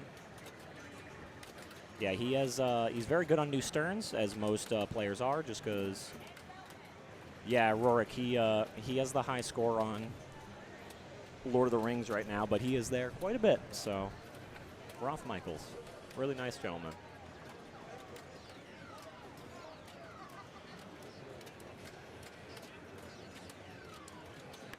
Nice dead pass.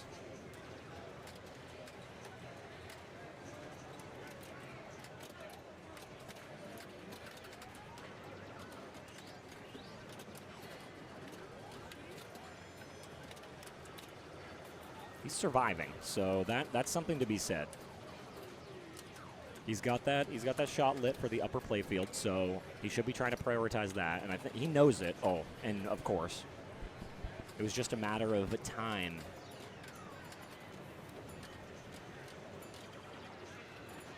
Also, I'm just realizing the playfield art on this game and the plastics is absolutely incredible. Like the two motorcycle handles that are sticking out towards where the flipper buttons are, and then you're actually at kind of the POV of sitting on a motorcycle. That's rad. I want one of these playfields.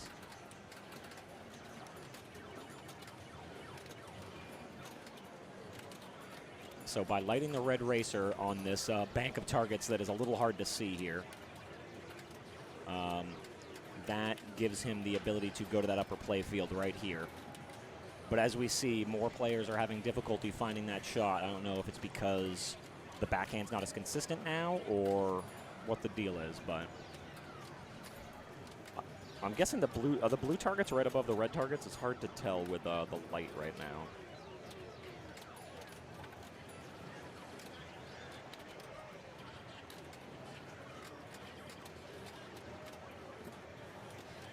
Yes, they are. Nice. Good backhand there. Ball 3 time. See if he can get some points here. If you haven't played that upper back glass pinball yet, it's an experience, I'll say, when you realize how heavy that ball actually feels. Nice shot.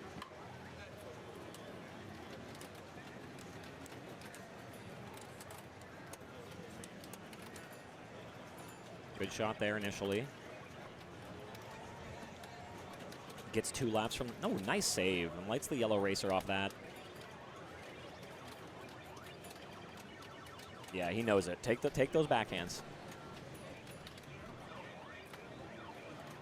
Yeah, I think after watching this, I don't know if I'm correct, and I'll probably get my ass whipped, but when I play this later in my card, I'm going to shoot the saucer first and hope that that is smart.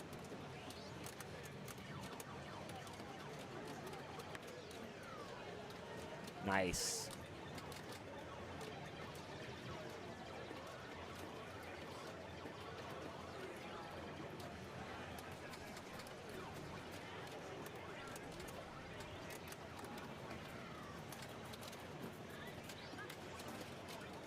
Ooh, yep. Not bad play. I mean, again, you got to get to 1 million to have a significant score on this game, I think. But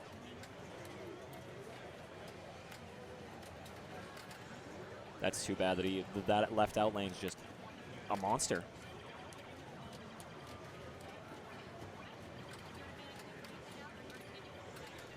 Let's see what the queue list up is for.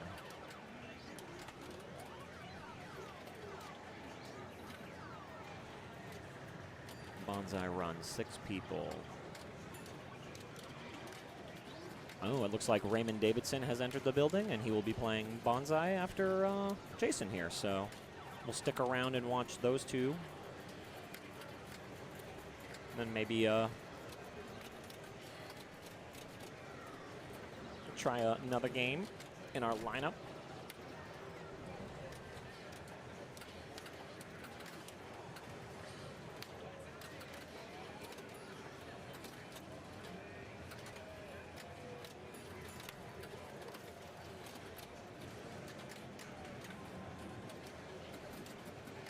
Go lit blue racer right off the start, and then purposely shooting at the yellow targets can be risky, as we see there.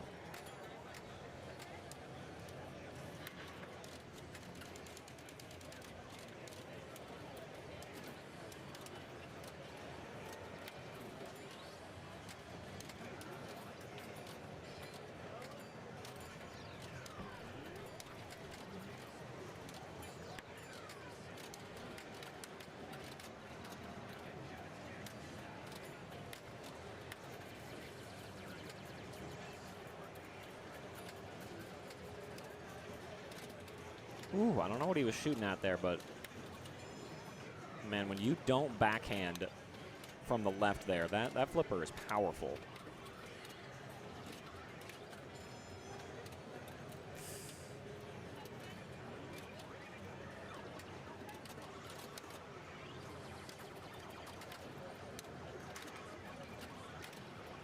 There we go. To the upper playfield we go. Only the blue racer is lit, and that's going to be on the right side of the lower part of it. And in order to get to the multi-ball in this game, you do need to complete all 4 racers.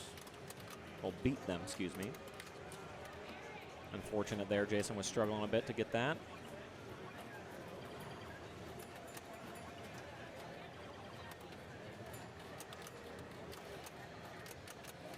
There we go. So blue racer's beaten. Go up and cliff jump now if he wants to. 2x cliff jump. So the big thing right there is that he finished the 1, 2, 3 targets on the lower part of that upper playfield, which doubled the cliff jump. And I watched Jerry do that every single time. So I think that's a good opportunity for scoring. Nice.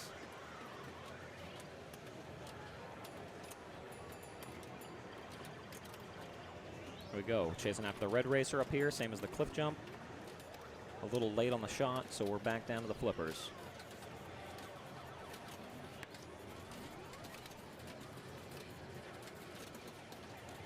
Oh.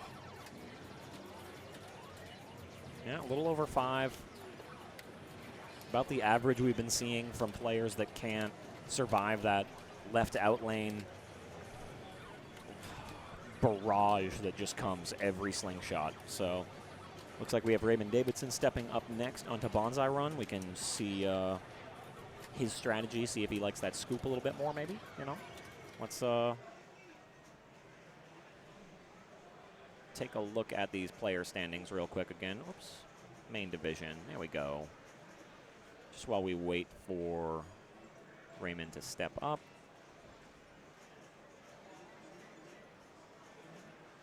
Looking pretty solid for just a few hours in, and let's go watch some Bonsai. Raymond Davidson stepping up. Link to drain standings. If you type !info into the chat, you will get a link that gives you all the information you can need. Links to Pintastic, links to Never Drain, Challenge, and all the game list as well. Absolutely. Thanks for being here, Zach.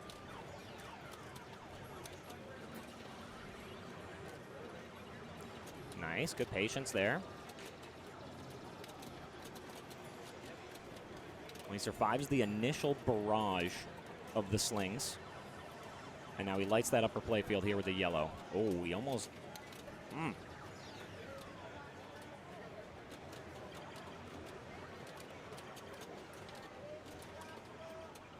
Trying to find that backhand.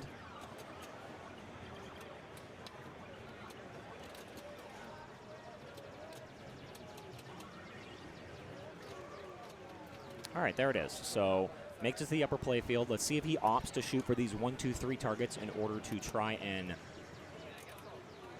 multiply the... There's 2 and 3. It almost looks like the stream is breaking when it goes to that upper playfield just because of how weird the physics are. Nice. So again, the 2 and the 3, since he didn't shoot all 3 of them, they're now out. But it looks like he is attempting to shoot at those first, so... All right, gets up. Going for a cliff jump.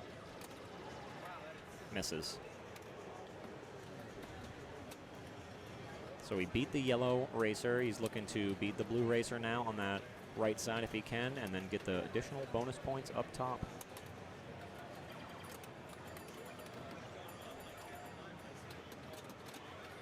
Oh, missed the initial dead pass on a flip, which resulted in the slingshot drain. So not a bad ball won by Raymond, 346. I mean, gets the skill shot, so that's beautiful. Immediately lights the green racer out of it.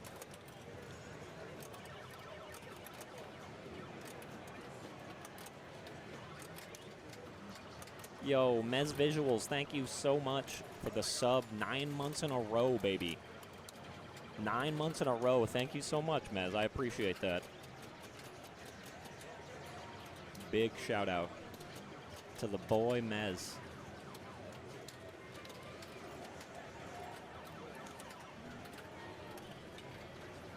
All right, we go back up to the playfield. And looks like he's opting to just try to get to that cliff shot just for points. I mean, safe, easy points every time, 50K. So I don't think it spots you any shots or anything. I think it's just the... And there it is. Uses that upper flipper to almost guide it to the chasm that is the left out lane.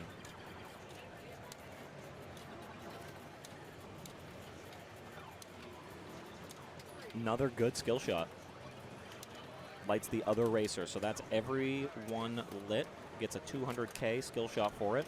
And so now you're going to see him prioritize trying to get the blue racer here. Because if he does and gets back up to the top for the red racer, it will light the opportunity for a multi-ball in this game. Which I'd love for him to show us a super jackpot.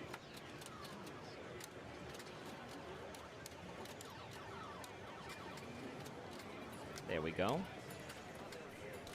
So yeah, last two shots he's trying to make is this blue shot around this. And then he's trying to get back up here to hit this red shot. That blue one I feel like can be extremely tricky, so...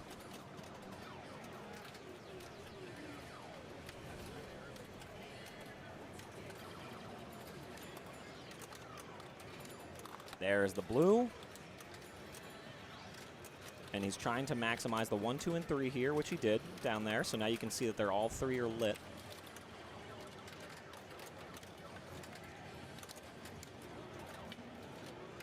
Now here's the hard part is yeah, passing it over and getting it up. There we go. Now he's trying to shoot that quick little U-turn for the red. Beautiful shot. So now that's every racer down, and the cliff jump was doubled because he hit the 1, 2, and the 3 on the lower part. Now if he can get back up there and shoot that first initial loop, it will lock a ball and start multi-ball. So he is trying to get it right here. Ball locked, there we go. So let's start this multi-ball off and see if Raymond can hook up into a jackpot of sorts for us. Trying to go for another skill shot. I appreciate that. Oh, he looked at the saucer, but he missed it. That is too bad. It's still flashing. I don't know what that means. Oh, at least he's got the kickback. You know, we take the kickback.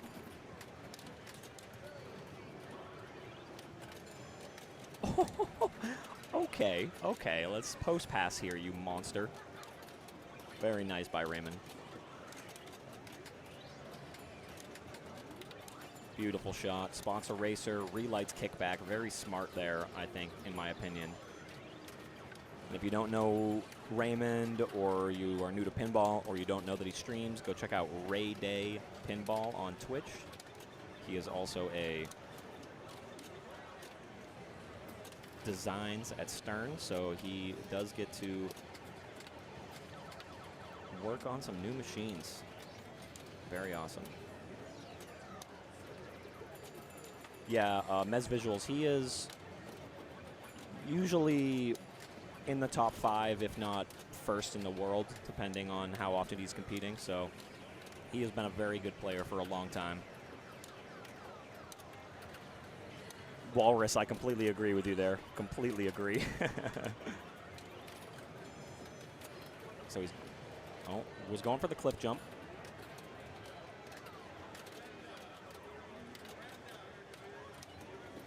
Nice, gets the backhand.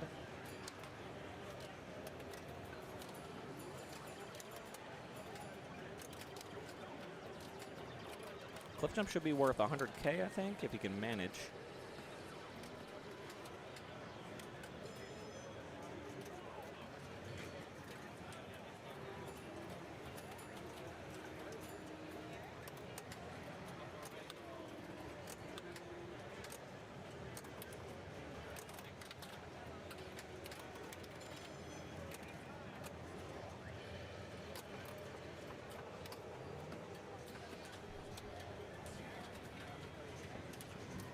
Great backhand again.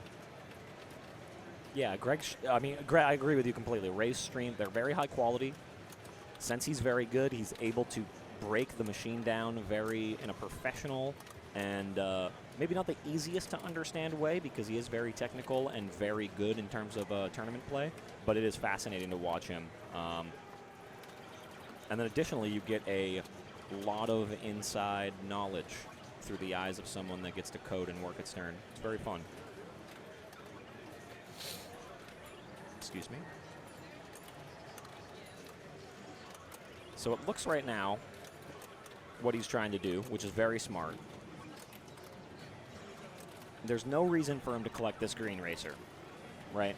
Because if he collects the green racer, he has to shoot at risky shots to try to light other racers. Looks like he just got a ball stuck. But if he leaves that green racer open, it keeps this shot lit, and he can continue to do cliff jumps. So he is opting now to continue to do cliff jumps over and over again in order to maximize points, which he is able to multiply those cliff jumps by hitting these 1, 2, and 3 targets. As we see, there is a stuck ball, I believe, right here. And I'm guessing he's never seen that, but I don't think I've ever seen a stuck ball there either, so that's a new one. I guess I'll be right back. I just got to make sure I don't have to move the rig, because they might have to take this glass down. So give me 1 second.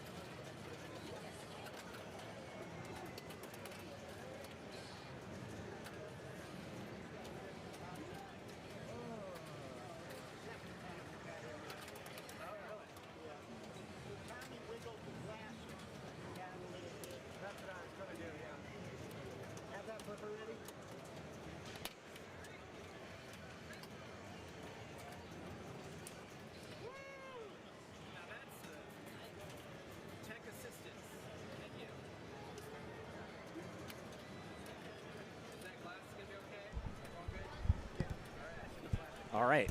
Looks like the ball's out. Yeah, Tim, I completely agree. I walked over and I saw Andy with the magnet through the glass, and I was like, that is a very smart look right there. So let's see if Raymond can get back into the flow of things after that little pause.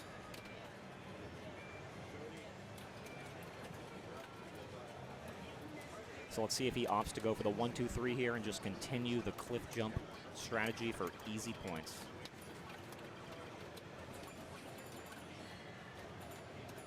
Because about 90% of the time that feed from the upper play field comes down and you dead pass it, you can just backhand right back up there. So I think it's a very good way to get points.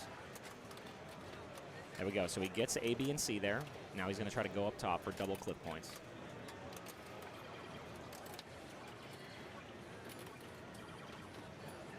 There it is. 2x at 125. So easy 250, you know, if you can make it happen. And so he's back up there now. Cliff jump is lit again. And you see he opts to go for the A, B, and C. Now it's doubled. There it is. 300 now. So this is the ticket. Oh, and he dialed it in too, and then just the backhand just micro off. I mean, I think he was going to blow it up and probably be on his way to catch Jerry, so.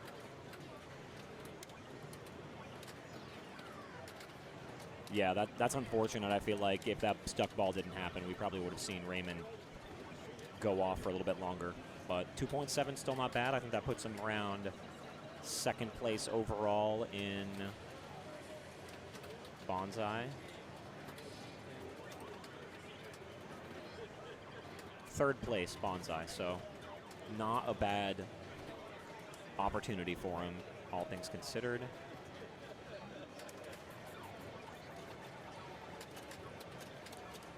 Next up we have Keith Rhodes throwing on a pair of sunglasses. Let's get it.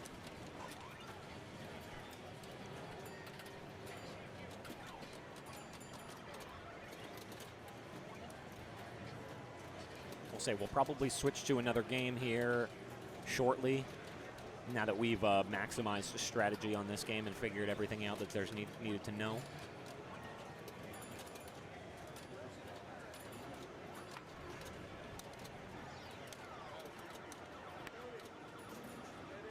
And there's the saucer, lighting the kickback. Deadpool would be a fun one to watch. No ball save on New Stern, though. I don't know how many long games we're going to see.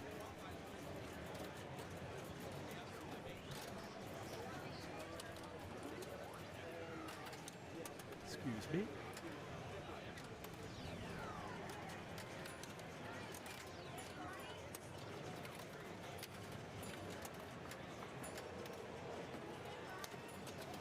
Oh, perfect. Thanks for looking into that for me. Then, yeah, we can slip over there.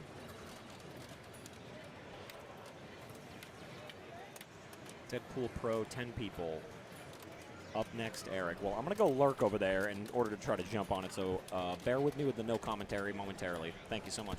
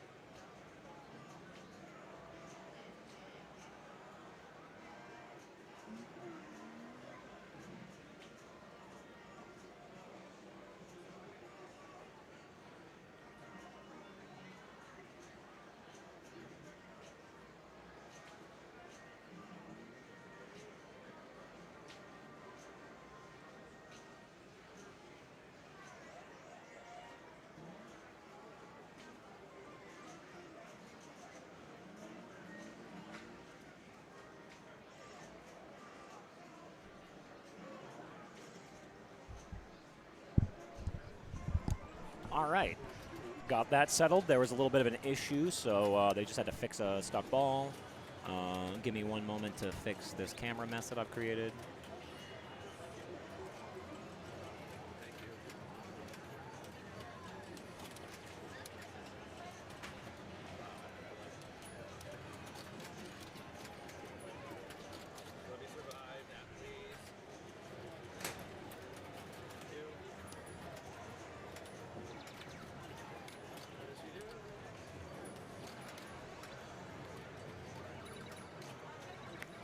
There we go.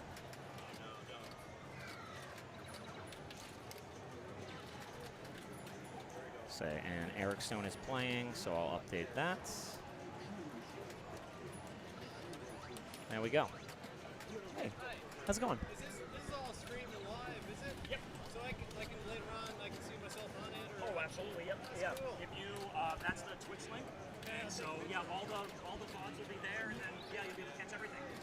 Absolutely. Thank you. Absolutely. Hey, cheers. My name's Mark. Nice to meet you too. Indiana Jones. That's right, the weatherman, and the world champion. Let's not forget that. Nice final shot to collect that giant bonus point. And he's in little Deadpool right now, so, well, unfortunately not anymore. But then again, as you see, little Deadpool isn't always used for points. I think it's generally the small detail. I think usually you stack little Deadpool in just to finish one of those modes out, but...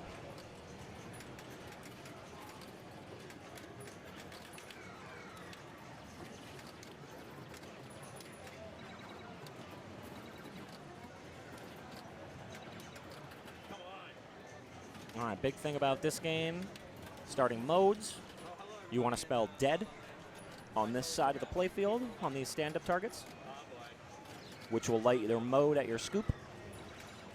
Modes are worth big points, especially if you can finish them.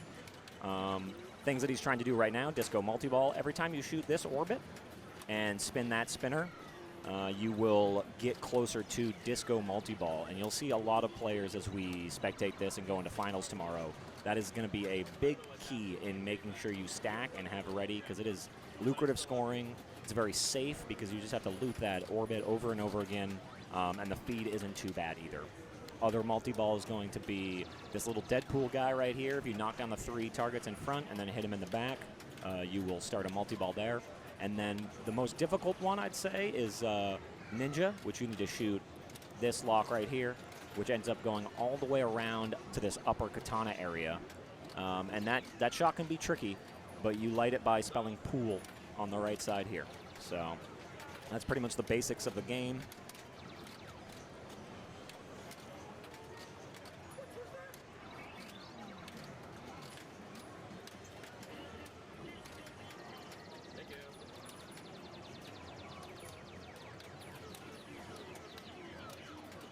Yeah, again, really, really safe and good multi-ball that you'll see every player try to prioritize to get into. So,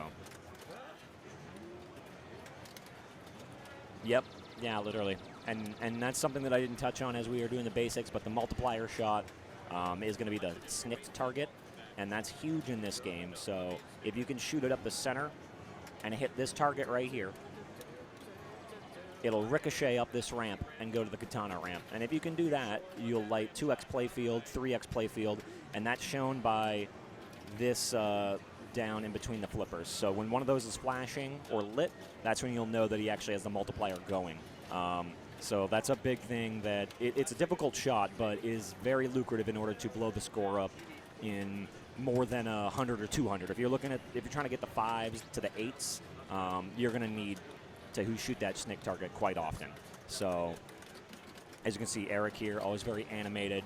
133 is an okay score, but you know he wants more. So, and I believe someone got pretty close to a bill earlier, so I can look that up, and we can check those out on stream later. Yeah, currently first place is 707 million by Laserlos, and then David Reel at 190. Christopher C.J. Smith at 184. So he's already on his way to be looking pretty solid in terms of a score. Yeah, Laser Los at 707. I watched him play. I caught the tail end of that game, and he was working it, so.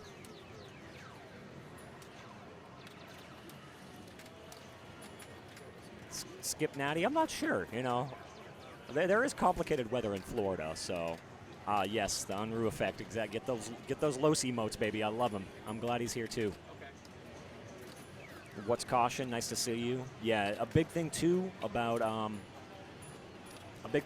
Disco multi-ball. You collect weapons in this game throughout the game, whether it's shooting combos is a big thing. So every time he shoots a combo, he's going to be collecting a weapon. And one of the most lucrative, highest scoring parts of the game is going to be weapon multi-ball, which comes at a certain number of weapons. You get there, you first get an extra ball, I think, and then I think it's at 100. So it's a really good way to get a solid score if you're playing a long game. So you see right there, light mech suit multi-ball at 45, I think 40? Okay. It just said it on screen. I just missed it by a hair.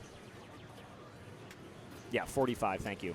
I don't know if they changed it on this or that's default, but yeah, and then Dagger, yeah, the permanent playfield, yeah.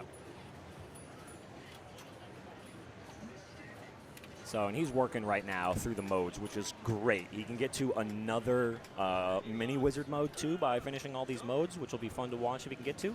But right now, being the hardest of the modes, he has to shoot that center spinner first, and then it lights the ramps. One of the other fun things about this mode is you're facing Mystique. So if you notice on the DMD that she turns into a separate character, transforms, you can shoot that character shot, and it'll actually spot you a Mystique shot.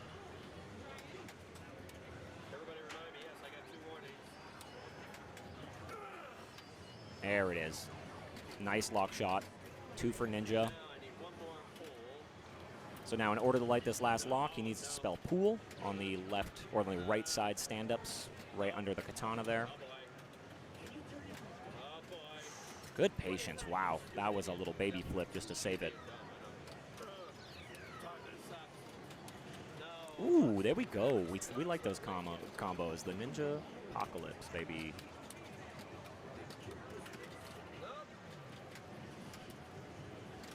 And he can light little Deadpool for a second round of scoring, though I don't believe that's what he's trying to prioritize at all. He's trying to find that P target.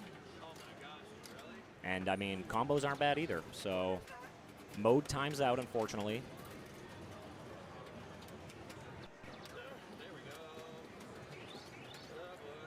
And there is another. This game is very complicated if you're new to it, so there's just a lot to learn.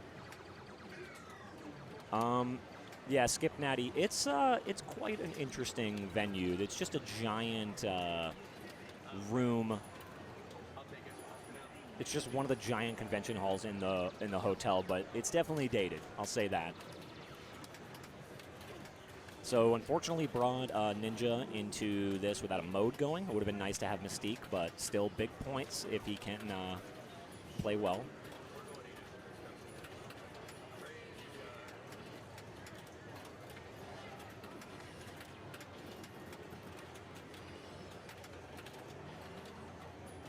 So you see those ninjas on the screen. Those are going to be corresponding to shots on the playfield as jackpots that are purple.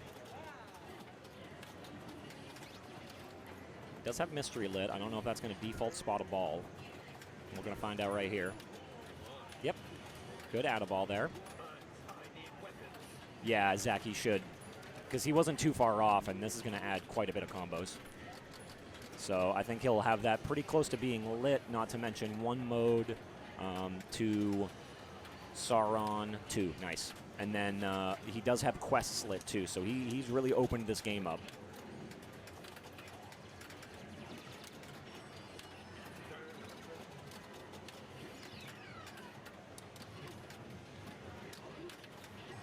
Nice. All right, so single ball play. Big trap here if he can manage. Ooh. Oh.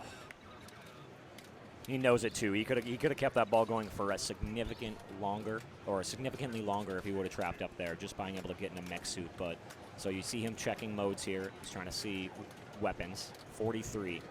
He knows it. He needs 2 weapons banked. So if he shoots the scoop, it'll collect 2 weapons. I don't know if he's going to have to shoot the scoop again to start it. Yes, so like Zach said, 2 scoops. So there's 1.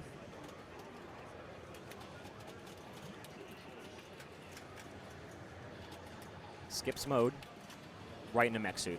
Beautiful shot. So now we'll get to see Eric open up this game a little bit more if he has a good mech suit.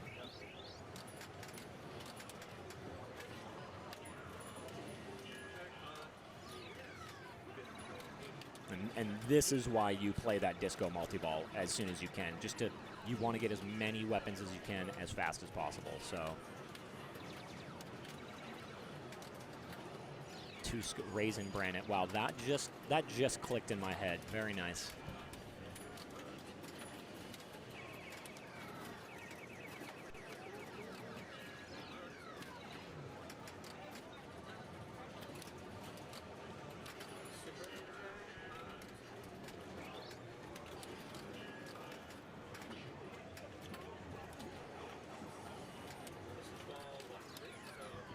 One ball trapped, very well. Nice, 2 balls trapped. Okay, let's see if he can start working this. Oh, well, commentator curse.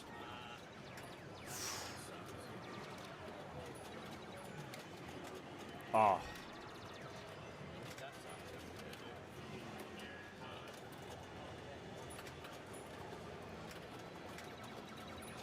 right, so now is when the game is going to get a little tricky to continue to blow up. He's going to have to play these T-Rex and Megalodon modes, which can yield significant points if you combo right.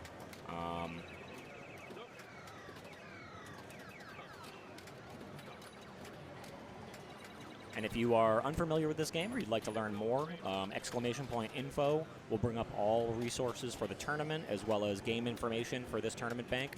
I did just recently film a tutorial with Bo and Karen's on Papa YouTube for Deadpool, so you can go take a look at that if you're interested.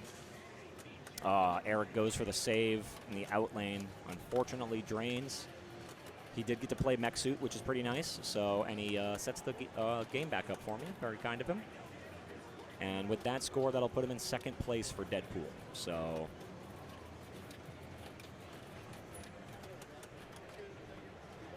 yeah, Greg, he was definitely hoping to chase down Laser Los with 700. But once you play mech suit, you get put back in, especially with he played every multi-ball and then mech suit. And after you do that, it definitely puts you in a little bit of a lull where you have to grind back to lighting those multi-balls again, as well as just straight playing modes and shooting accurately. So we got Francisco stepping up from New York. So let's see what he can, or maybe New Jersey. I know he's from the tri-state area down there. So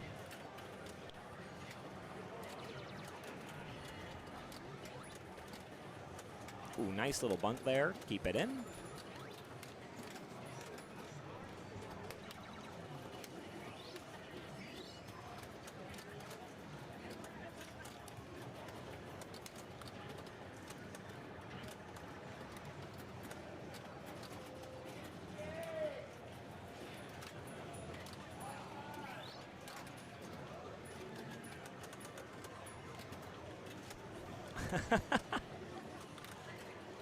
News to me, but that's good.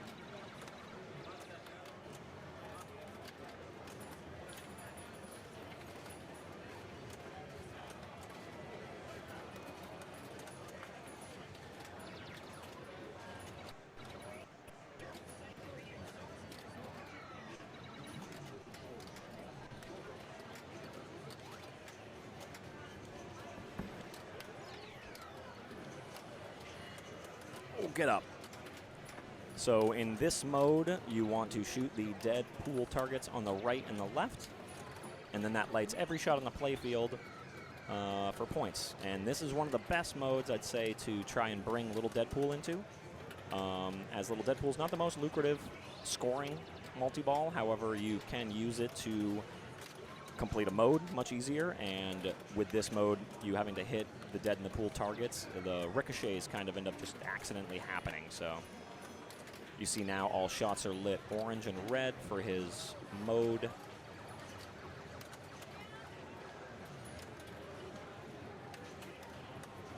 And scoring in Little Deadpool for the first portion of that multi-ball is just shooting little Deadpool over and over again, and it's kind of a risky shot, which is why you see most players don't shoot at it.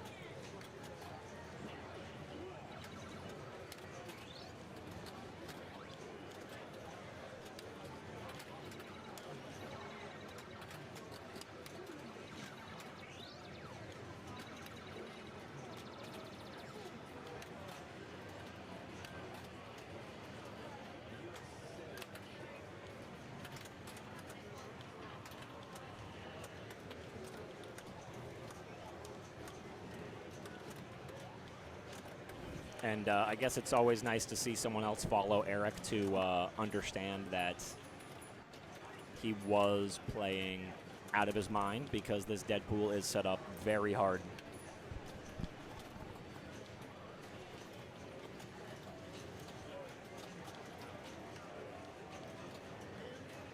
Yeah, very tough game. Be interesting to see if anyone else can crack the code of a couple hundred.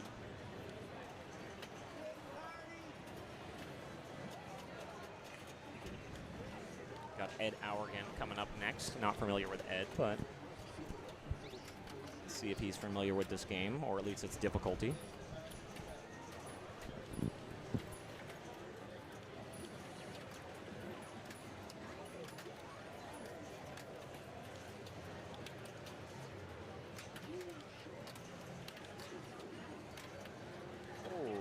That's too bad.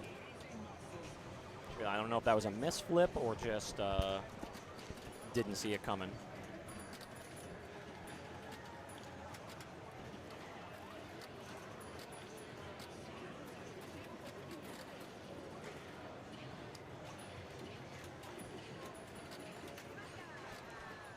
Yeah, this Deadpool seems a little scary to play in terms of if you're not willing to play the stop and go on this thing. This game does not look like, or this particular version does not look fun to play on the fly. Wednesday, thank you so much. 8 months in a row. I appreciate that. You are incredible, and I thank you so much for the sub and supporting. We'll get some booms, baby, some booms. Oh, 2 balls in the trough, and he's just kind of playing it anyways. He's leaving a ball in the trough. Well, that's not really allowed. Look No Numbers is subscribing for 20 months. Thank you so much. Oh, my God. The streaks are coming out right now. Big booms in the chat. That's absolutely incredible. I really appreciate that. Give me 1 second, guys. I just want to go let someone know that there's a ball in the trough so that something can be done about this.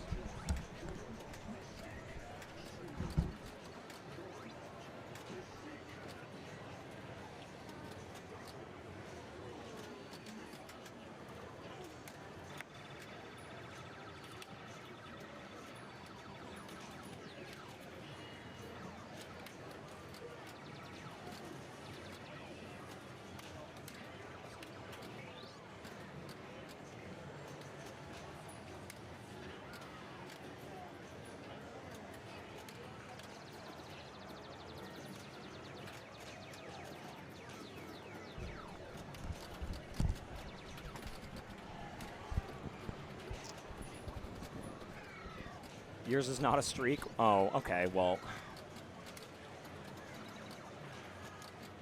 Yeah, see. I mean, I don't know how much this is going to matter because he only scored 8 million, not trying to be inconsiderate at all. I don't know if he didn't realize it, but the tournament director does know that that happened and it could keep happening. So, Tim Balls, thank you so much. I appreciate that. Oh, no, sorry. That money, it's non-refundable. You got to read that small print.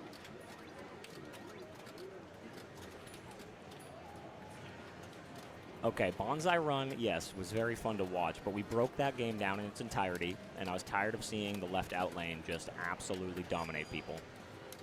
I say we can here. What do you guys want to watch? Let's see. We can choose from an array of other games.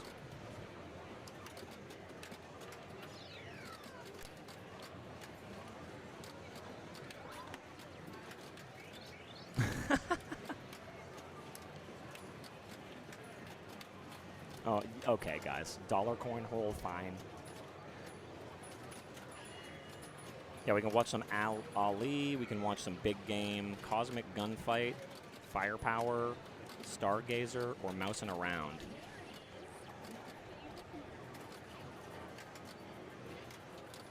More Deadpool. Oh yeah, we're gonna watch Deadpool for a little bit longer. I just afterwards, if you guys have a preference, go look at the game list and let me know.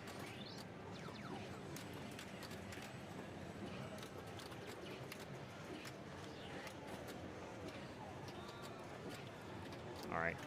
Yeah, we'll hit up a Cosmic Gunfight and Ali after a handful of more games here. Just, you know.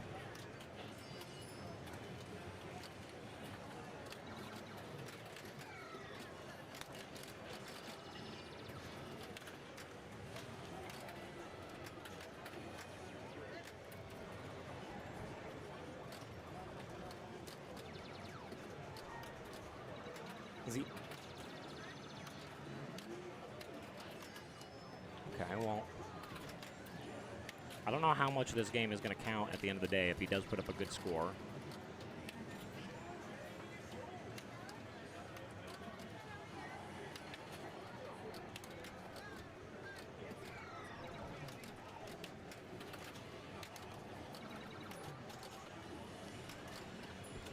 No mode with this, so I think that's one of the more unfortunate situations in what we're watching right now. If you ever play Little Deadpool, you really want to have... that's the internet, so... It's just... Okay, I mean, you can prove it, it's just...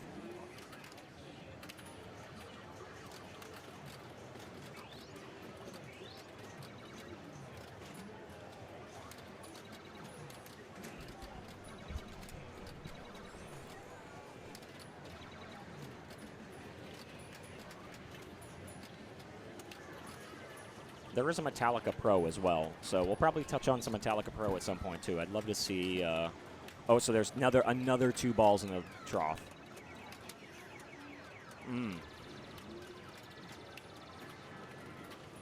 So that's an ongoing issue.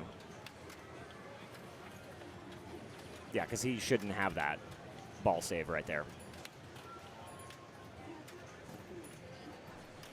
Nice to see you. That's okay.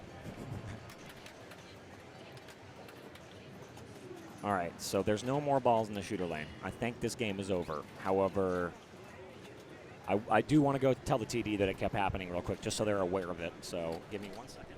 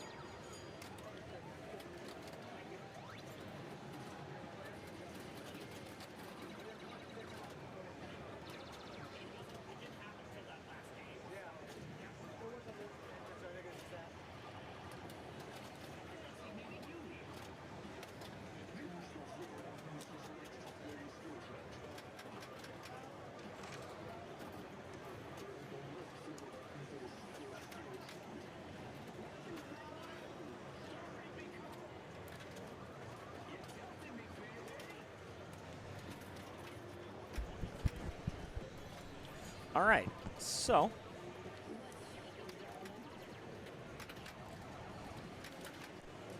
it seems like in between the couple of games that we watched, a loose connector happened in the shooter lane, and it was found and tightened back up, and they assumed that was the problem. So now that it's no longer loose and broken, let's see how it goes. I love that Nate emote with the glasses on. That's great. All right, we have David Reel. Sorry, let me update the name here.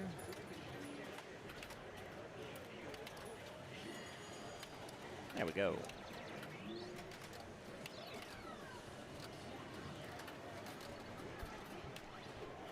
Absolutely. Should be set now. I don't think there'll be any more issues, but we'll find out. I did get my food delivered, so bear with me. I'm going to eat for a little bit, and I'll be here to commentate or answer any questions if you guys do have some.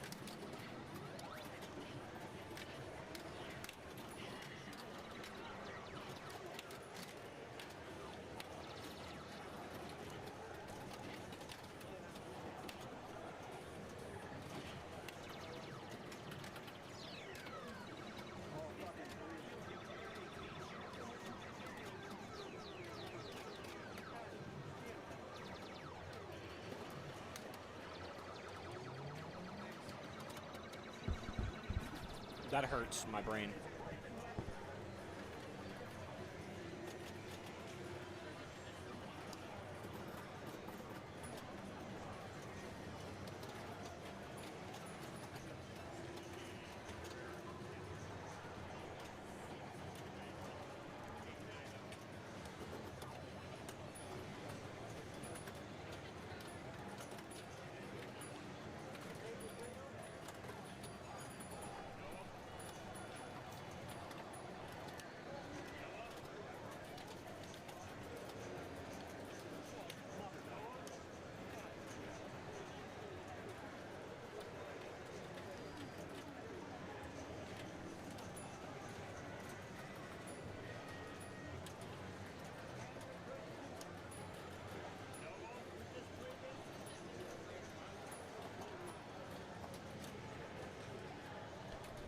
An unfortunate game for David there.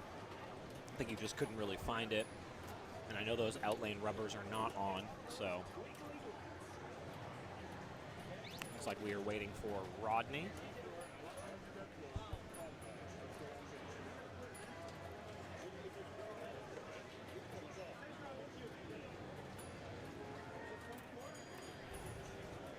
My boy Rodney, where you at?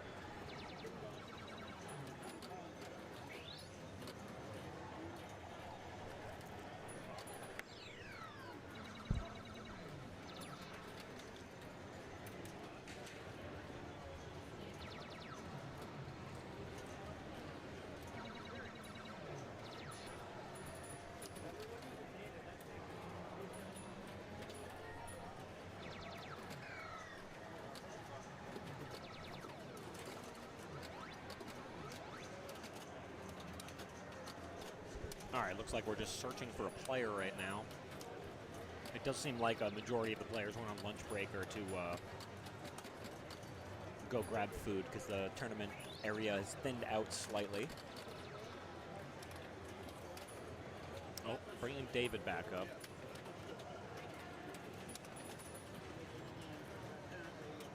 Oh, it's just a scorekeeping issue, okay. Okay, everything's set.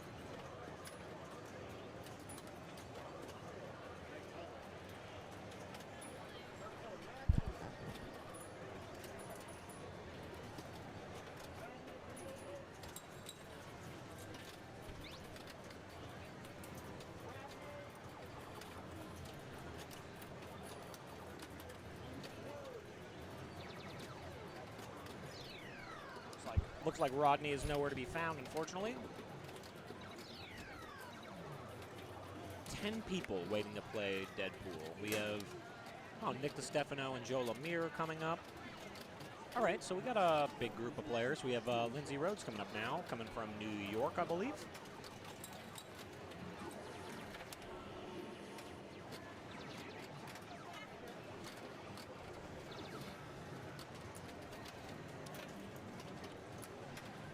These mods, abusing their mod powers, okay? You gotta be careful in chat. So an instant house ball that I didn't even see happen because I was looking at the other monitor.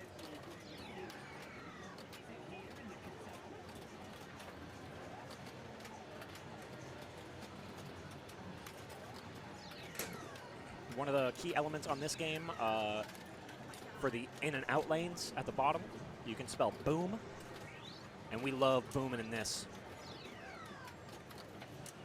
So we love booming in this channel. So if you spell boom in the in and out lanes, it'll light the center crossbar button for 3-shot. I believe it spots 3 shots. It might just be 1 shot, but you can build them. The more you spell boom, the more booms you get. And once you have enough booms, you get a super boom. And if you hold that center button with the super boom, it'll spot every shot on the playfield, which can be very lucrative. Yeah, the 2 new Sterns here. We have a Metallica and a Deadpool, and there are no ball saves on anything at all. I'm pretty sure if you start a multi-ball, you're not getting the fun little ball save at the start of the multi-ball. Yeah, look, no numbers. New Sterns, they set them up very, very hard, so.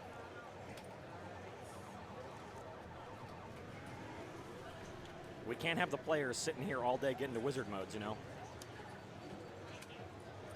I mean, I'd like to watch that, but.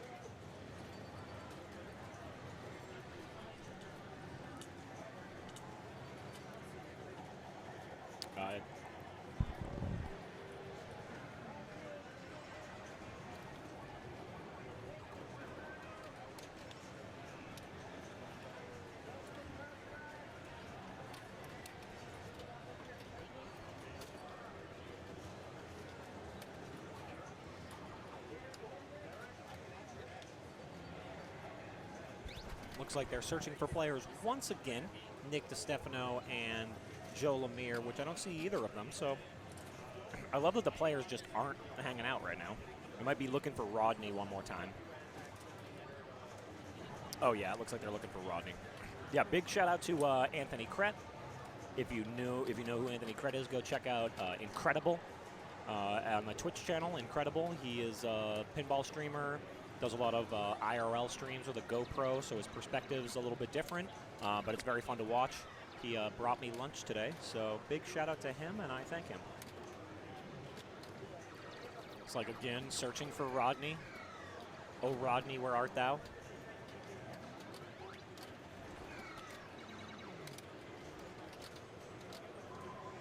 Searching for Nick and Joe as well, just so they don't get removed from the queue.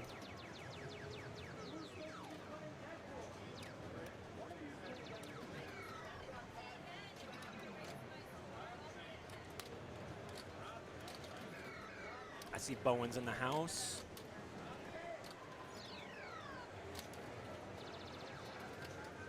Nick DiStefano being yelled for now.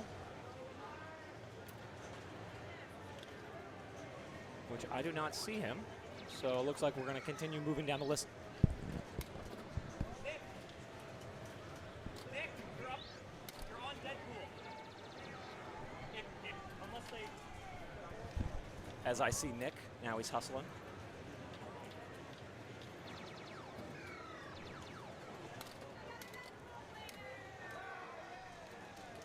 All right, let's get it. Thank you for the link. All right, looks like Nick's walking up because Rodney is still missing in action. All right, so Nick DiStefano and Joe Lemire actually, they live together, so they do a lot of practicing together. So Nick is a very consistent player in the New England area, as well as a power player, I'd say. Like, he is not afraid to move the machine ever. So it'll be interesting to see his strategy on this game. I don't think they own one in the house, so assume Sabretooth to start. Sabretooth being the easiest of the modes, shooting any of the, either of the orbits or that center spinner.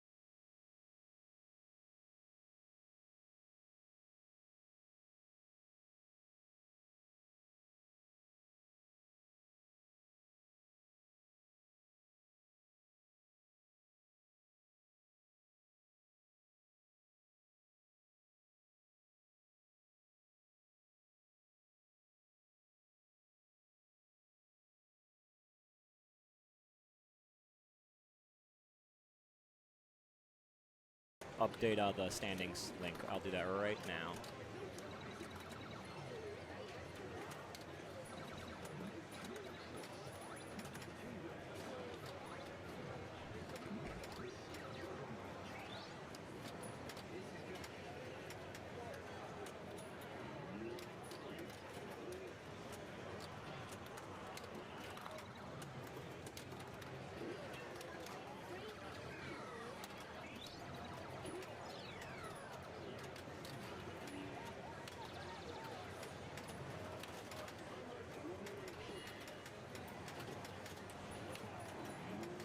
Let's see, standings.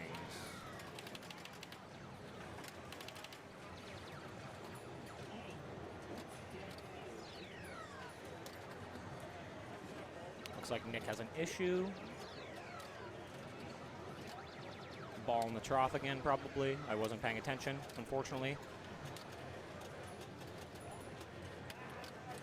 We're live again. Uh-oh, did we go down? I'm sorry if we lost internet at any point. There, exclamation point standings is now updated. Thank you, Kyle, for pointing that out. Sorry about that, Geek Gamer. Stream is dead. Please hold on, everyone. Yeah, if the internet here, this year the internet is not perfect, so I apologize if we have blips at all. But for the most, there's a 2x playfield for a snick target. Very nice. But generally, we reconnect to the internet really quickly, so hopefully that won't happen during finals at all. It has happened once or twice throughout the day, but we usually connect pretty quickly.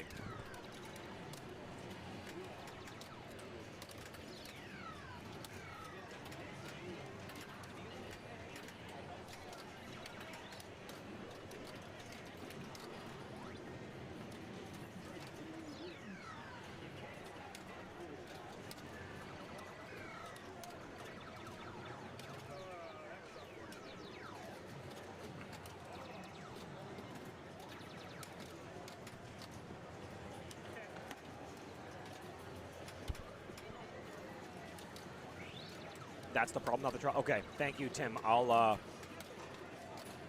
Jim's not here at the moment. It's Jim from the Sanctum. It's his birthday. Okay. Yeah, Jim is out to dinner for his birthday, and he happened to leave, and this is the moment where all of these issues are happening. So Andy's kind of troubleshooting on the fly. So I will send that information to him.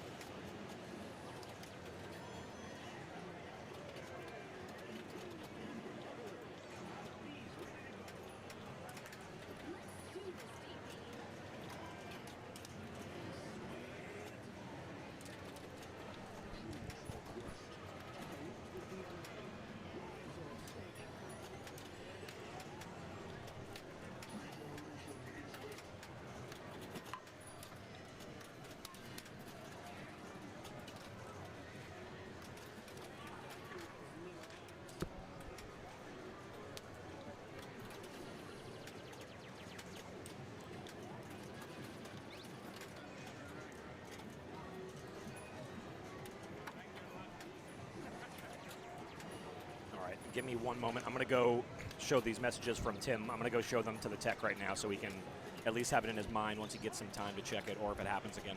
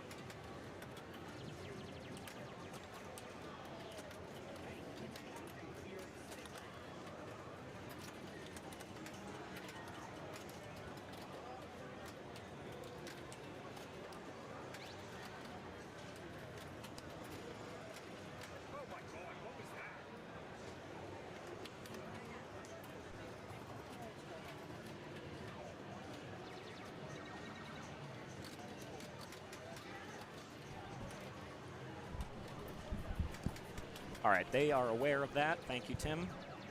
Just have to keep our eye out. Hope that it doesn't keep happening.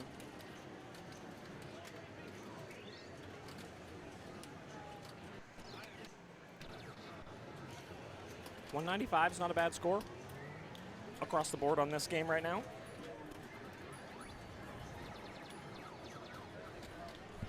Oh.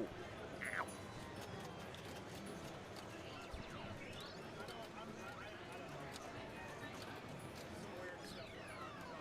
All right.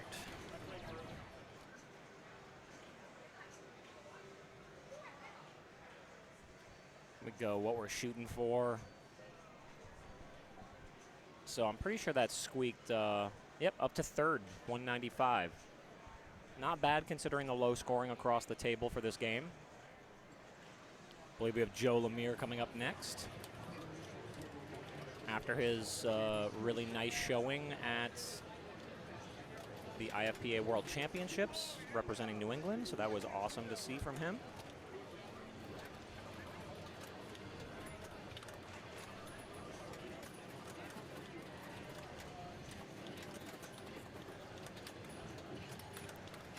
And let's keep an eye out for any issues.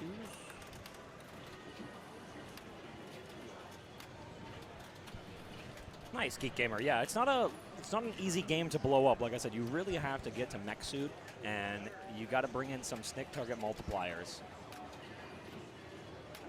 I think one of the big things that you're not going to see many players do is shoot for the like the add-on characters, where one of them will double all the points in the mode, and that can be lucrative to add to scoring. But I think it's just a little too risky in tournament play with how this is set up.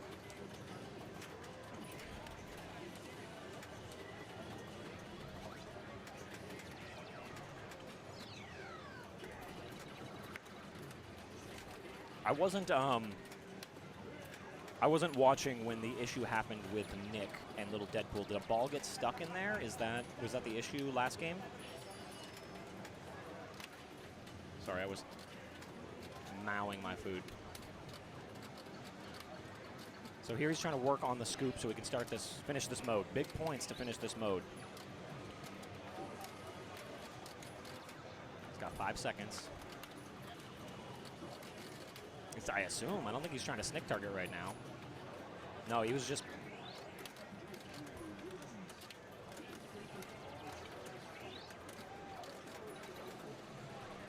All right, so he unfortunately didn't get the final blow bonus, which is like another 16 to 20 million, so... And you see in that top corner on the display, 24 spins until Disco Multi-Ball.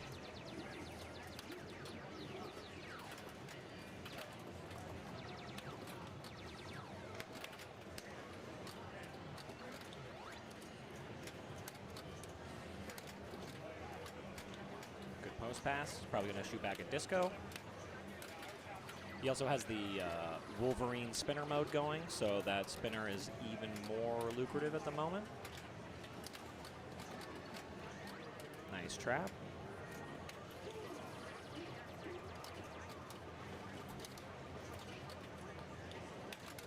I assume you get disco spins in this mode, but the little display notification is not popping up, so it might be unique to Wolverine. Okay, nope. Yeah, so points off the spinner, but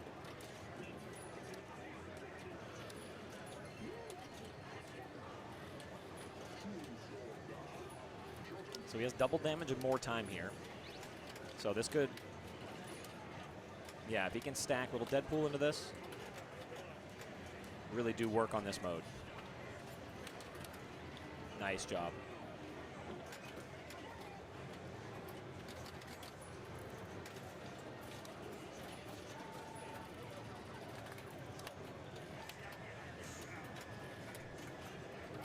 He goes for the on-the-fly shot rather than trying to trap up and take the safe one.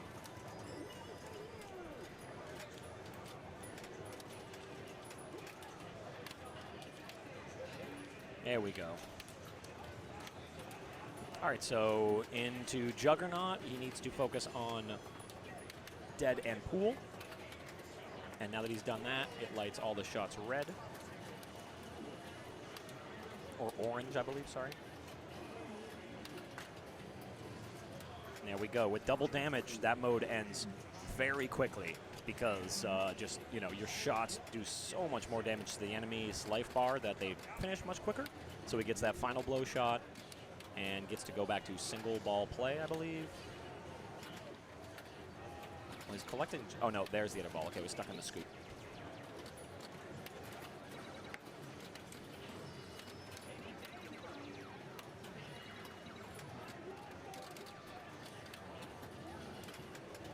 Pinballers, thank you so much for the raid. Thank you very much. And